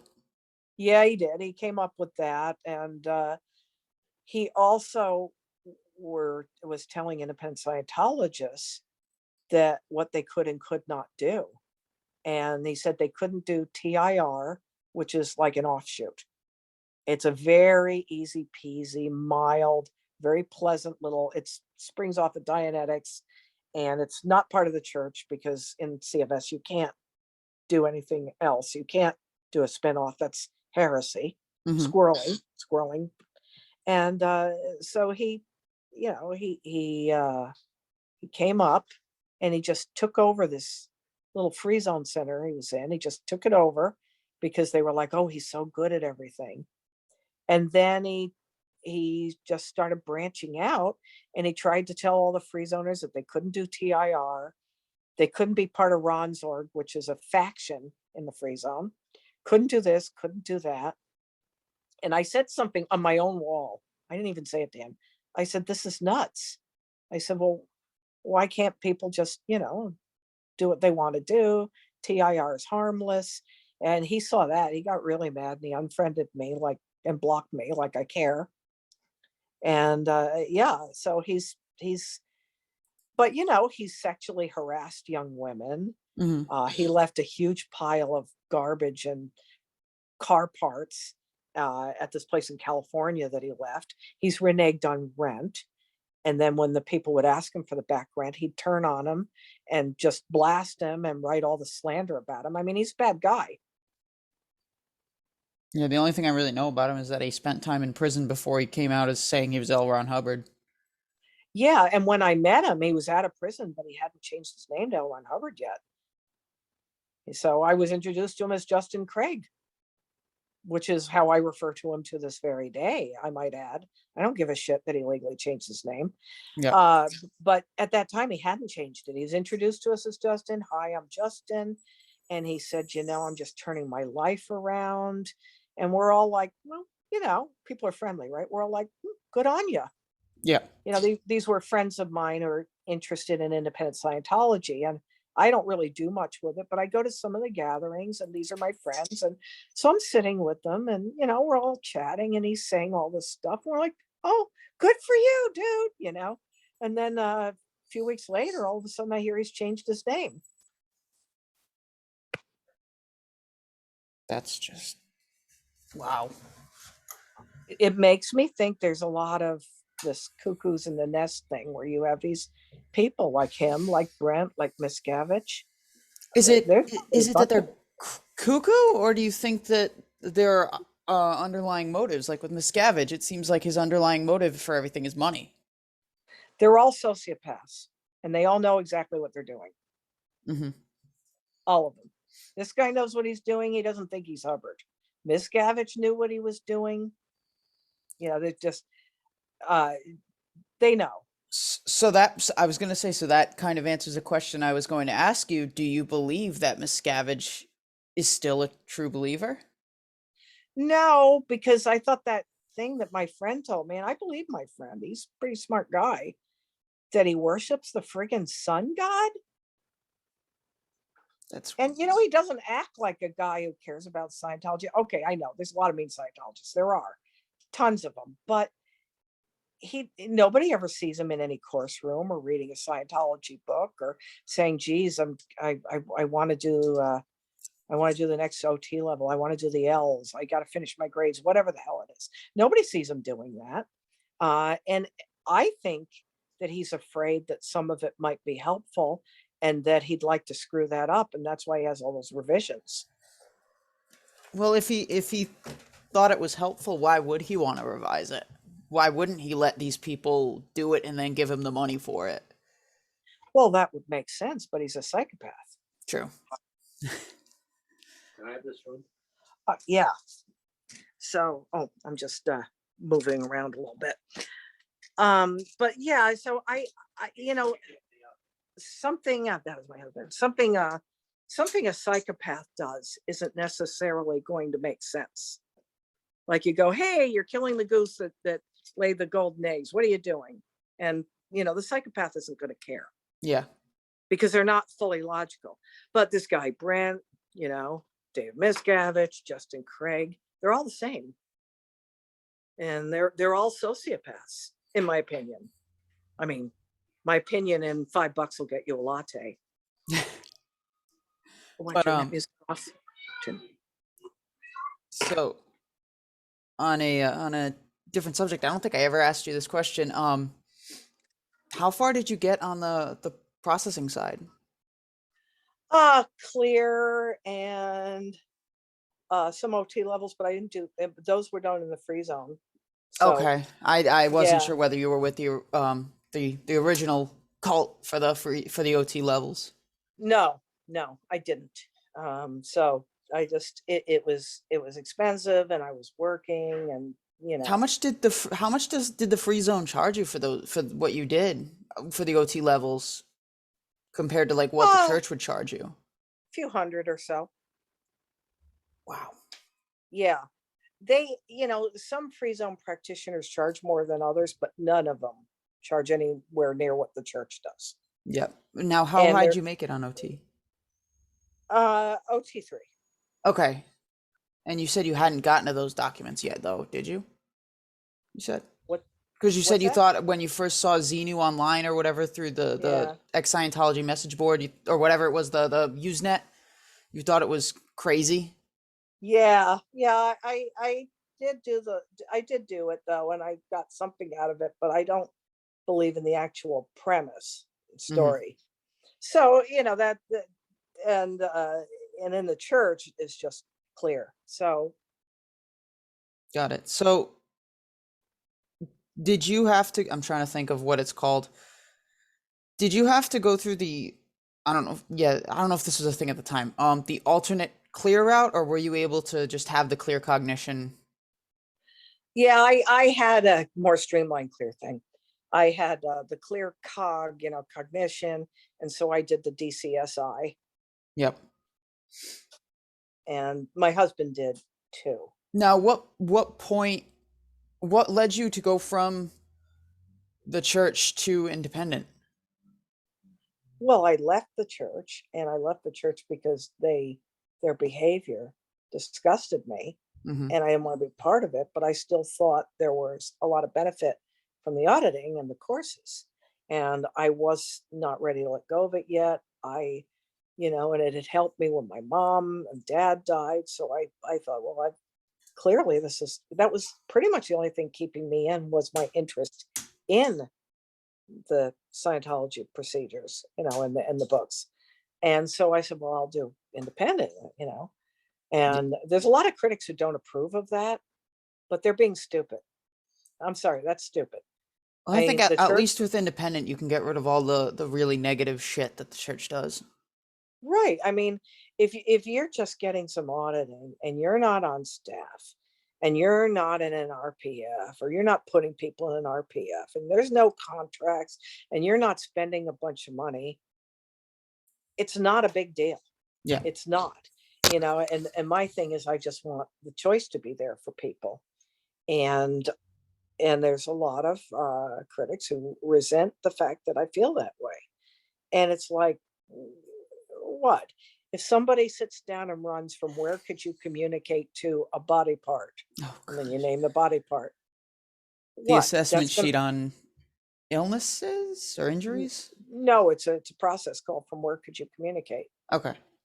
That's nothing. That's not gonna hurt anything. No. That's not gonna turn him into a pumpkin. I mean, what the fuck?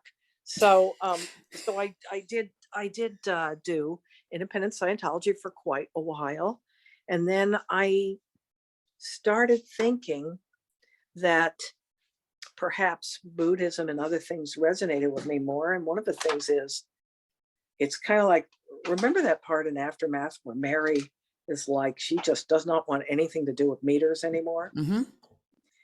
I didn't mind being a PC, like being audited, but oh God, I hate running a meter. I hate it. I don't like it. I'm not the best at it. I didn't like the drills. Oh my God, you know. And so I feel kind of the similarly to Mary, only on the other side of it. I'm like, no, I don't want to do it. Yep. I just don't like to do it. And I did it for a while. And then I said, I felt like Scientology was awfully Byzantine, very complex and convoluted. And I thought I didn't want it to be this convoluted, but Hubbard felt like you had to run out every single thing, everything. You Mm-hmm. got to get at everything, or you run the thing that's going to chain off to the basic. And I thought, well, if we've been around as beings all those millions of millennia, how would you even, decluge all that? How would you even deprive the person of all that? And and then I go and I read Zen Buddhism, and they're like basically like you're stepping outside it, and we it just sit, do zazen, you know. And I thought, well, that makes a lot more sense. So I will never say that none of this stuff works, but I think that it's just too heavy. I mean, it's so complex. And so I kind of just ease my way out of it. I did get a rundown a few months, a few years ago, maybe about 4 or 5 years ago. This was one of the specialty rundowns in the free zone. It was very nice, you Mhm. know, and because I'm just doing what I want to do. I'm not a Scientologist. I'd probably be a real crappy kind of Buddhist, although I like their stuff. I'm just a Claire. That's all I am. Yep. You found yourself. Yeah. Yeah. So that's the thing. But that's why I did independent Scientology. I just left a cult that I thought was going to be my church. And I thought that I was going to always be a Scientologist. And then I said, oh, well, I could still do the stuff I wanted, though. Hmm. And for a lot less. Yeah. Yeah. I mean, there's critics out there that if somebody just sits for 5 minutes in the living room and reads one chapter of a Hubbard book, that person should be just like staked to an anthill and have honey poured all over them. Well, they're wrong. It's just not going to do anything. Some of the stuff can be somewhat palliative. And then they go, well, what about the sec checks? Well, what about them? That's not auditing. Yep. It's prefaced by, I am not auditing you. Do I think they're good? Well, no. I mean, when I had sec checks, I only had a couple. I didn't like them. They weren't particularly grueling, but there's all different kinds. And, you're going to sec check a child with some of these sexual questions. I don't believe in doing any of that. Yeah, no, I think that's absolutely horrible. And they do use sec checks in a punitive way. Allegedly it's not supposed to be punitive, but, they lie. Yeah. There's And all kinds of shit they're not supposed to do that they do, and that they do it habitually and routinely. so, all right. I think, oh, I didn't ask. Now that you're out, what are you doing? What's your life consist of now? Well, I'm still working. What Um, can I ask what you do? yeah, I work in banking. Okay. So I handle legal stuff, like foreclosures, bankruptcies, probate cases, different things that a customer might go through that the bank has to then be part of. And that's basically what I do. I've done that in banking, and then I've done it from the other side, the nuts and bolts side, where you're working for a trustee or law firm.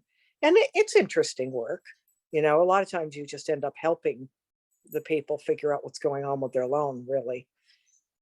And, getting them to where they can get a workout instead. Yep. So I've been in that field for a long time. I'm about to retire at the end of this year, though. Congratulations. Oh God, I can't come soon enough. I just can't even. I like, there's many things I like, but I'm ready. I'm so ready. And then other than that, I love to read. The library sees me all the time, and when they're not seeing me, I'm getting ebooks from them as Hmm. well. And I'm not very craftsy. There's a lot of people in my family they make furniture, they sew, they make things. That skipped a generation with me. Mm. My cousins are fabulous at it. My father, even my mother, she could sew a Vogue pattern and make it look like it came from a very pricey little kid's store or something. And no, not me. So I like to cook. I'm getting into meditation. I've read about 10, 15 books on Buddhism recently, Hmm. and really loving that. And, we have little get togethers for people, little movie nights. I might have as many as 12 people tonight, which is a lot for this house. Let's say quite the And party. yeah, yeah. I made a homemade pie last night. Yeah. They're better if you make them the day before. Really? Why is that? Well, when it's a fruit pie, like an apple pie, uh, I find that when I've made it the day before and it's cooled and then been refrigerated, it slices so much more easily. Got it. And, The fillings you know, the filling sets. yes, it really does. And maybe the flavors seep through a little bit. So I did an apple with cognac soaked raisins. Oh, that sounds awesome. Yeah, so hopefully it'll be good. I made it vegan, meaning I didn't top it with butter the way I usually do. I topped it with a like a fake butter thing, Hmm. and that way all the vegans can have a slice. Some of them are vegan. I'm not vegan. I'll pretty much have anything that isn't nailed down. I was gonna say So I'd miss meat too much. yeah, and I like to cook. I like to cook. I like, to go for walks and everything. And I live in a part of Seattle that has a lot of beautiful parks. And I think they're going to be seeing a lot of me when I retire. There's a really big, beautiful park. Part of it's on the water, part of it isn't. And it's very well maintained. It's gorgeous. It has all these trails. And it's called Lincoln Park. And so I'm trying to think what else. Well, I fool around on the internet a lot, but a lot of Yeah. reading and a lot of TV watching too. A lot of streaming services. Any favorites? Oh God, yes. Severance on Apple. Oh my God. So good. What's that about? Horrible. It has this guy, he's this actor. I can't remember his name. He looks kind of like a squinchier Tom Cruise. Okay. And he's really good. I've seen him he's like a character actor. And Patricia Arquette also is in it. And it's not it's in a place where to work at certain parts of this company, you agree to be severed. So you get this procedure that when you're home, you don't remember anything about work. You know where you work. You know you work for Lumen Industries. Hmm. You know how to get there. That's pretty much it. And then when you're at the place, you don't remember your home life. You don't know what your hobbies are. You don't know anything That's crazy. except, yeah, it's so good. And so it really feels like you're always at work in a way, you know. Wow.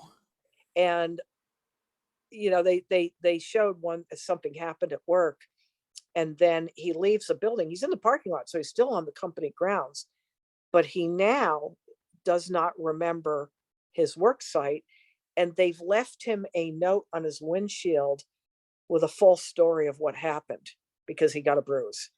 Hmm. Somebody hit him. So what happens is you're severed, but certain reading is not allowed.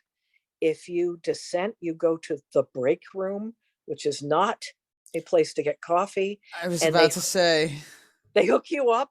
They hook you up to a lie detector. Oh, wow. Doesn't that sound familiar? Yeah, they hook you up to a lie detector and you say the statement that's worded very old fashioned. They have a lot of weird 19th century tropes. 19th century people spoke in this very ponderous prose that almost sounded a little biblical sometimes. Yeah. They I mean, in every day they don't, but the founder does whenever they read any of the stuff. And there's this weird reverence for him. So you have to read this apology statement word for word. You can't deviate. And then they check to see if you mean it. And then you have to keep repeating it and keep repeating it, keep repeating it. And people come out of there looking kind of shell shocked and with an urgent desire to never go back into the break room.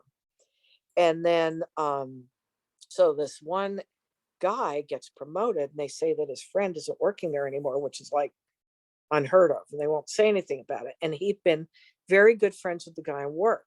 He doesn't know if he was friends with him on the outside because he can't remember the outside, right? Hmm. And they call that your outie, your outside self. Well, a young woman wakes up just out of it, just groggy, and she's just had the procedure.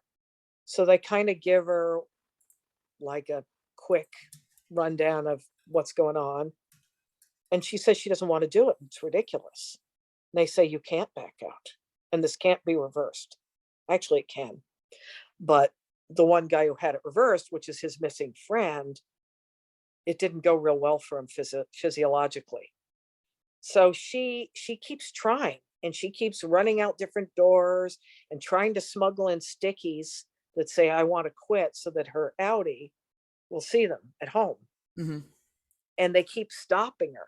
Then she tries to swallow one and they go, nope, they can see inside you too. Jeez. So she gets really hacked off and she says, I'm going to cut off all of my fingers if you don't let me record a message to my outie, because they told her that her request to leave the company was denied. So she records a message, and her outie, her real self in the outside world, which is really her, Hmm. sends it back and says, "You're nothing to me. I'm a person. You are not. Your request is denied." It is so Crap. good. And the thing is, they have it also takes aim at the ridiculousness of corporate life. Yep. It's just and the banter among the coworkers is a lot like you might really have. And then there's the office snitch party line guy who acts like he's the manager and he's not. And there's always people like that around. And then they tour where there's a mock-up of the founder's house, and there's statues, and the one suck up guy's like, "Oh, this is so great," and show them this, and the chick who wants out is making fun of it. And it is, and the squinchy face Tom Cruise guy is he kind of sees through it, but he's grateful to them. Hmm. His work self doesn't remember, but he's a young widower, and he was so unhappy, and he felt, and as an outie, he feels the company rescued him. And he lives in a house that's owned by the company, and but he doesn't have an outside life with his sister and brother-in-law, so he has family. And the thing is, he can't talk to them about anything that goes on at work because he doesn't even know what goes on at work. And they do these nonsensical tasks that make no sense that anybody would want to do them. And somebody floated the idea that maybe when they do them, they almost look like a 70s video game, that maybe you're really shooting somebody down somewhere, but you don't know. They haven't told you yet. It is so good. I'm definitely gonna watch that because that sounds fascinating. I'm sorry I told you so much of it. No, Oh that's man. okay. I'll probably end up forgetting a good chunk of it. Yeah, it is so good. And then you're putting things together. You're like, well, this is this and this is this. So maybe this is happening, and you're trying to figure out. It's very creative, it's very dark. So I've been watching that, and I'm trying to think what else. There is a show on Netflix. Well, I watched all of them already. It's called Criminal colon UK, Criminal colon France. There's Germany and there's Spain. And they're miniseries, and they're all filmed in the same set. But the Hmm. Spanish one is filmed with Spanish cast members, you know, and the German one is filmed with German cast members, but it's the same set, which is hilarious. And it's not funny though. It's one of those where you're going through kind of a police interview to find out what happened. And there's two-way glass, and they're watching, and it shows the interplay between them. And then every once in a while, for something light, it shows them all going to the coffee and snack machine in the foyer. But it's actually not funny. It's dramatic. That's good too. And Russian Doll is really good on I Netflix. saw Russian Doll. That was awesome. Oh my God, that was so good. That's why I like Severance. It's a little like, well, it's a lot worse than Russian Doll, but it's It's really you. good. You seem to like the psychological thriller stuff. Yeah, in a way. I don't like books that are branded as psychological thrillers. They're too exciting, and I feel like, did you ever like have too much crap and in the morning your stomach's empty and you're hungry, but it's in a yucky way? Yep. Your blood sugar's weird. That's what those books make me feel like, that are psychological thrillers. But exciting suspense in a movie or a miniseries, great. Or a book that's a thriller that isn't a psychological thriller, like a noir thriller, Hmm. like it's in Ireland. Like I read the series, it's in Ireland in the 80s, and he's a cop, and he's a Catholic cop, which was like, then everybody hates you. The Protestants hate you, the Catholics hate you. And it's routine for him to check under his car to see if they put a bomb under it. Yep. And it's very hard boiled. I love that. That's the kind of thing I like reading, noir stuff. I like fantasy, but it can be very trope ridden. There's a there's so much YA now. There's nothing wrong with young adult fiction, but there's so many plucky teens, so many plucky teenagers. And I'm way older, and I did the plucky teenager thing for a while. I've read a lot of YA, but um, I prefer stuff that's a little uh less predictable and the heroes are a little older. Mm-hmm. And like I said, I like a good thriller. Appalachian noir is also good. It's it's pretty dark because Appalachian, that's gonna be pretty dark. I'm trying to think what else. I like the morning show on Apple. That was really good. A little soap opera-ish, I guess. And John and I have been watching Peacemaker on HBO. I haven't seen that yet. It's good. It's very vulgar. And it's a spin-off of the second uh, suicide thing. Suicide Squad? Suicide Squad. Yeah, it's a spin-off of the new one. Okay. And then another thing I watched, I just started watching this. This is Danish. It's on HBO. It's called Kamikaze. And it's about a gorgeous 18-year-old rich gal. And she's spoiled, but she's not like bad. She's not like a bad kid. But she's spoiled. She's had everything she ever wanted. And she's beautiful and she has friends. And she goes from that to she has a buzz cut, and she's trying to kill herself. And they tell you how she gets from point A to point B. It is really good. It is not science fiction, but it almost feels like it should be because it's weird. Wow. You're like, what the hell did you do that for? And then you find out exactly why. And that is super good. And I'm trying to think what else. Oh, The Righteous Gemstones. I just finished watching second season. Have you heard of that? No, not at all. It's a very over the top comedy about these very glitzy Jim Baker type televangelists. The ones with the great big amusement parks and the great big amphitheaters, and everybody's dripping in fancy clothes that are maybe a little bit vulgar, with the big cars and the you know and the collection plates and everything. And John Goodman is in it, and Danny McBride, Okay. and this one actress who I've seen before, but her name never rang a bell. And Adam Devine is in it. Oh, I like Adam And Devine. he can be funny. Did you see him in that movie? It was where he gets the smartphone and it has a thing. It's a little like an Alexa thing, but it's sentient, and it kind of falls for him. And That then it movie, gets like Her? no, that was Joaquin Phoenix. This was called Jexy. No, never heard of it. Oh God, it's so funny. All right, I gotta look I this think. up now. Oh my God, Jexy is so funny because it's a comedic takeoff on Her. Found it, And Jexy. oh my God, that was funny. All right. I So, like I like the kind of humor that just makes me laugh out loud. It's so I'm trying to think what else I'm watching. Been watching just so many things.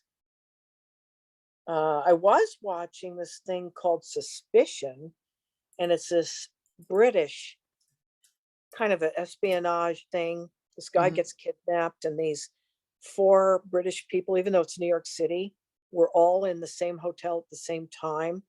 And they say, you're the ones who did it, because the kidnappers were masked, so that security footage doesn't tell you who they are. You can just see the masks.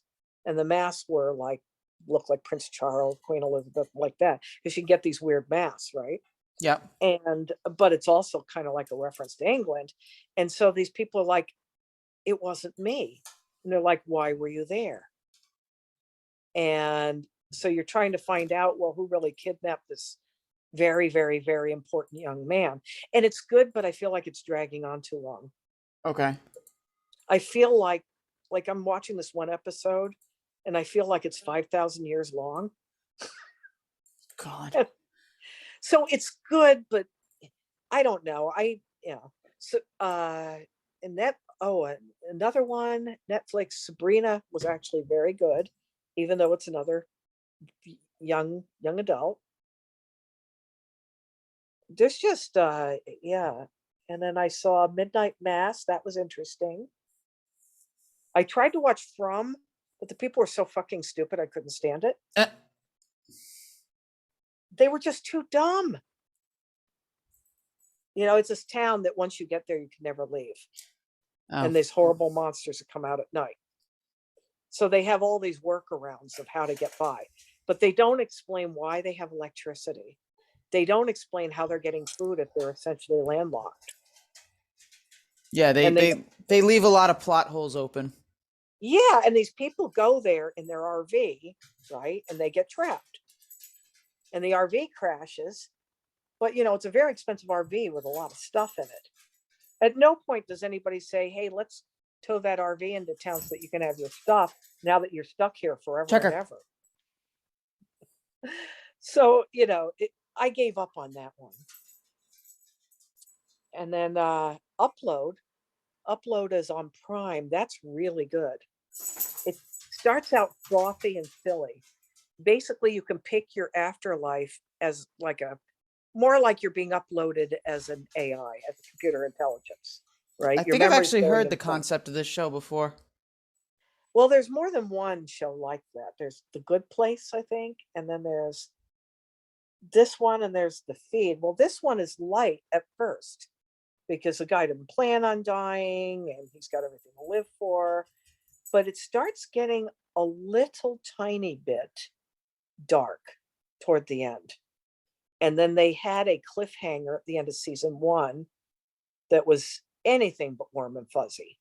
And they just dropped season 2 like this week. Nice. Yeah, I can hardly wait. And then I've been watching The Marvelous Mrs. Maisel. Heard of it, never seen it. Well, few too many. Since I'm older, I can recognize the anachronisms. Season 1, she's still in the 1950s, and she's doing a routine. She's going, so many women here. What? Was there a sale on pantyhose? They did not have pantyhose in 58. I know because my tiny 100-pound mother had to wear a panty girdle with stockings, and she didn't get pantyhose till I was almost in junior high.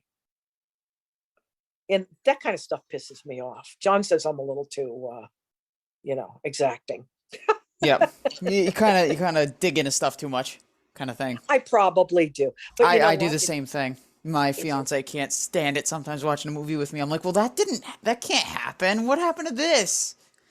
John does that with science fiction, my husband. And we walk out of the theater, he's like, well, we haven't been in the theater in like 3 years, but he'll be like, pick, pick, pick, pick, pick, pick, pick, pick. But it's funny, he's right. But he's smart. But other than that, I love the show. I love her acting. I love the clothes. I love Alex Borstein is in it. She was on Mad TV. Yep. I was a huge Mad TV fanatic. I loved them much more than Saturday Night Live. So much better, in my opinion. I just liked them. So Alex Borstein is in there. Jane Lynch has had a recurring guest starring role. And Wow. she's fabulous. She's, oh my God, she's really stellar. She could recite the friggin' phone book, and I'd want to see it. Speaking of which, I saw Fran Lebowitz.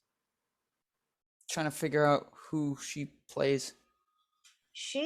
I saw her in Seattle at Benaroya Hall, and she's a humorist who writes books, but it's more like kind of cerebral comedy. It's not stand-up. Okay. And so you have like, it's an evening with, so they sit down and interview her. Yep. And so she's very much the New York intellectual, and she's very funny. She's very witty, but she doesn't just crack jokes. She'll talk a bit about politics and everything. And she said a lot of very level-headed things that I really liked and agreed with. And I thought that she was very funny. And tickets to see her were only like, well, with the surcharges, $69. So I said, I hardly ever get out of the house anymore. I'm going to go see her. So I saw her last Sunday, and that was fun. And then it was downtown Seattle, which has turned into a real mess. I wouldn't want anybody I cared about to go see the sights in Seattle anymore. It's so sad. But I know all the places, and one of the best steakhouses in Seattle is still in business. And I went there before there, which cost actually more than the ticket to see the show. And then I took a lift home because I just did not want to mess around with the traffic and the parking down there, and there's a lot more crime. Hmm. It's so bad. It's so bad. I love living in Seattle, but my God, they've they've kind of screwed up my city. So, all right. Sorry to cut off here, but No, we've been on the phone for like, 2 hours, just I about. know. I've had a great time talking with you, to be honest. I really enjoyed this conversation. I did too. I did too. I really like meeting new people, and I like answering things about Scientology. My thing is I'd like some of the newer, never been in critics on the groups to see, well, I'd like to get rid of some of the stereotypes and just see us as people. Yeah. We'd go to parties with each other, go to each other's houses, and it doesn't mean I'm trying to make it sound better than it was. And since I was never in Sea Org, I probably had maybe some more good memories than a lot of people did. But I just want them to see us as, I think a lot of people thought we all lived in like little cages, like dairy cattle or something. And no, most of us had our own homes and everything else. It's still bad, they've broken up families, they've Hmm. bankrupted people, people have lost jobs because of them.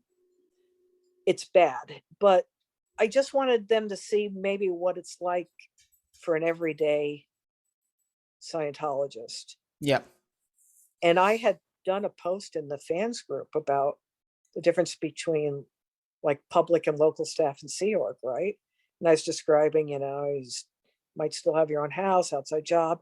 This lady got really upset. She wrote all these messages accusing me of being in the cult, and then she wrote me private messages calling me scum because she didn't Just want for to hear it. clarifying things? Yeah, because she thought I was making it sound better than it was. And another guy accused me of that too. It's like I can't help it if a local staff member lives in his own house Yeah. and can go out to lunch with his Aunt Gertrude who's never been in Scientology. I That's can't help it. that's just weird that people would like attack you for something like that. It's a saying I have. Some people prefer their own narrative. So, And when I don't mean to inadvertently ever want to make it sound better than it was. If you stay in the cult long enough, you can be bankrupted and you hmm. can lose your family. Like I said, everybody gets approached to join the Sea Org, and almost everyone at least considers it. So, right there, that's real bad. And I do know families that their teen children, minors, were allowed to join the Sea Org. And John and I didn't have kids, but we had talked about it. And if we had, we never would have we would have said, you got to wait till you're 18 to make that decision. You Yep. know, and personally, I wouldn't want to see any human being in Sea Org, but you know what I mean. No, I get I it. think I think that's disgusting that anybody lets their minor teen join the Sea Org. I think I know they think it's this grand cause, but my thing is, even if it was this grand cause, It's a even if it grand wasn't, commitment. right, it's a grand commitment. What's wrong with letting him wait till he's out of high school and is 18? That's still awfully young. But why do you want to put a child in there? Yeah. It's I remember what I was like at 13, 14. Oh my God. Oh my God. can't So, imagine ever doing that. the cult is bad and it does need to go, but it would be nice to have a more multidimensional picture of what um, it might be, the levels of involvement and Yeah. And because they think when we join, we can't speak to our non-Scientology friends and family. no, they don't realize that there are different types of Scientologists. They all think Yeah, all of them have the Sea Org level of restrictions. right. And the Sea Org is just freaking insane. I mean, I've always felt that it never should have existed, ever. I, You I know, agree with you there. I don't think that a billion-year contract. And I met a lady who said that she was there when Hubbard set it up and it was going to be a million-year contract. At first, they said, no, that's not dedicated enough. Let's make it a billion years. Holy And I crap. remember hearing that, going, what? It's like you can't even enforce it after the person dies. What's No, the point? no. I mean, that'd be like a science fiction movie, right? Where you have the bounty hunters come after them. You didn't come back. But I think they put them through the ringer so much, from what everybody's told me, that I think when somebody who's still in it dies, I think they think, "Wee, out." And I do believe in reincarnation. I think if they reincarnate, they aren't going, "Oh, I can hardly wait to go back in the Sea Org." I know if they reincarnate with memories of their past lives, I'm sure they're going to be like, oh, thank God I'm gone. Yeah, and in the Sea Org, years and years and years ago, you could do a 5-year. It was a billion-year contract, but you could get out at 5 years with no freeloader debt. Really? And I've never heard of that and before. well, they figured you'd worked it off pretty good by then, which 5 years is a long time. But now I'd apparently originally it's heard, all out exchange. yeah, I'd originally heard 6 years, but a bunch of people have told me no, it's 5. And I knew people who used to what I call cycle in and out. They would go in, they go out, they go in, they go out. Yeah, okay, now I'm going to go do something else in Scientology. And David Miscavige was the one who put a stop to that. Just an absolute prick. And was it, I can't remember if it was Aaron or Mark Headley or who it was who was talking about maybe Mick Wenlock, who was talking about they used to kind of go to this old folks home and put on like little musical things for the people just as a nice thing to do. Sea Orgers. Miscavige put a stop to that too. And I'm not saying the Sea Org's a good thing. And if only there are independents who feel that if it wasn't for Miscavige, it would all be roses and sunshine. There's a lot of independents who feel that way. And I want you to know I never felt that way, even when I wasn't independent, because my mentors who were emailing me said, even if you like Scientology, you can't do this critiquing stuff. You can't critique yourself without looking at being willing to criticize Hubbard. Yep. So I was actually hanging out with people who liked auditing and were also calling Hubbard a fucking power mad asshole. I mean, he kind of And was. yeah, they just thought that sometimes he hit the nail on the head once in a while. And you know, but I've never ever been one of those. It's like, oh, if only Miscavige wasn't there, it would be fine. No, it wasn't, because you talk to people who were in the Sea Org before Miscavige came to power, and it's no. I mean, there's one guy who was chucked overboard, and he hit his head on the way down. He ended up with permanent neurological damage. You know, That's horrible. Miscavige had nothing to do with that. That's Hubbard. Hubbard is the one who created overboarding. Hubbard is the one who told Ken Urquhart to design the RPF. Mm-hmm. And then when he overheard people saying they kind of liked the RPF, he said he wanted to have an RPF's RPF. Jesus. Well, apparently these guys were just kind of getting into the physical work, and they were actually getting some auditing, and they were guys too. And they were like, no, it's kind of good. And then Hubbard was angry and said, well, it's supposed to be punitive. Let's have an RPF's RPF. And this is the same guy who wrote all the stuff about how bad it is to have duress on a Thetan. Well, what is all this RPF if it isn't duress? You know? So, Yep. I mean, if I'm going to pick the worst thing Hubbard ever did, it's creating the Sea Org and all that went with it. That gets my vote. And that might be a good clip to keep. I don't know. Hey, no, I'm keeping it. Yeah, because that's he did a lot of shit, right?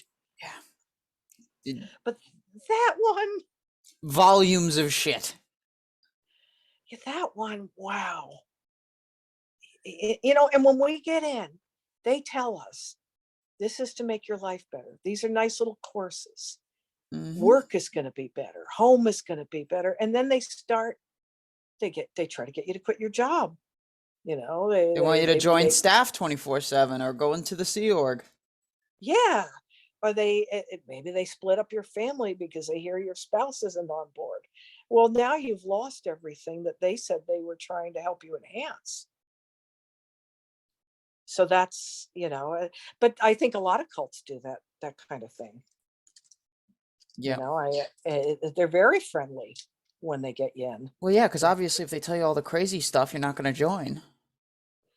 Yeah, and the thing is, the way to get people to really, you know, get into all this stuff is to get them to collude in their own captivity, and to get so they're true believers, and they're being friendly, they're acting friendly, but they kind of are friendly, and they think they're in something good, so they want you to have that, but they also have the stats that they have to make. Yep. And I mean, when I was friendly to people in the cult, I meant it. I was aware, well, I wasn't in Div 6 anyway, but I was aware I had stats, but I cared about people. I just wanted to deliver a course. I'm not sure what the hell that mission holder was thinking, who was screaming at me all the time, though. She'd been all friendly and motherly to me, and then once I started working for her, it was not good, Yeah. you know. And she even admitted breaking promises to me and said, "Well, you didn't get it in writing." And I thought, well, you know what I'd say now that I'm a salty old bag? I'd just be like, "Well, so you're telling me your word's no good? You're telling me you're not honorable?" Mm-hmm.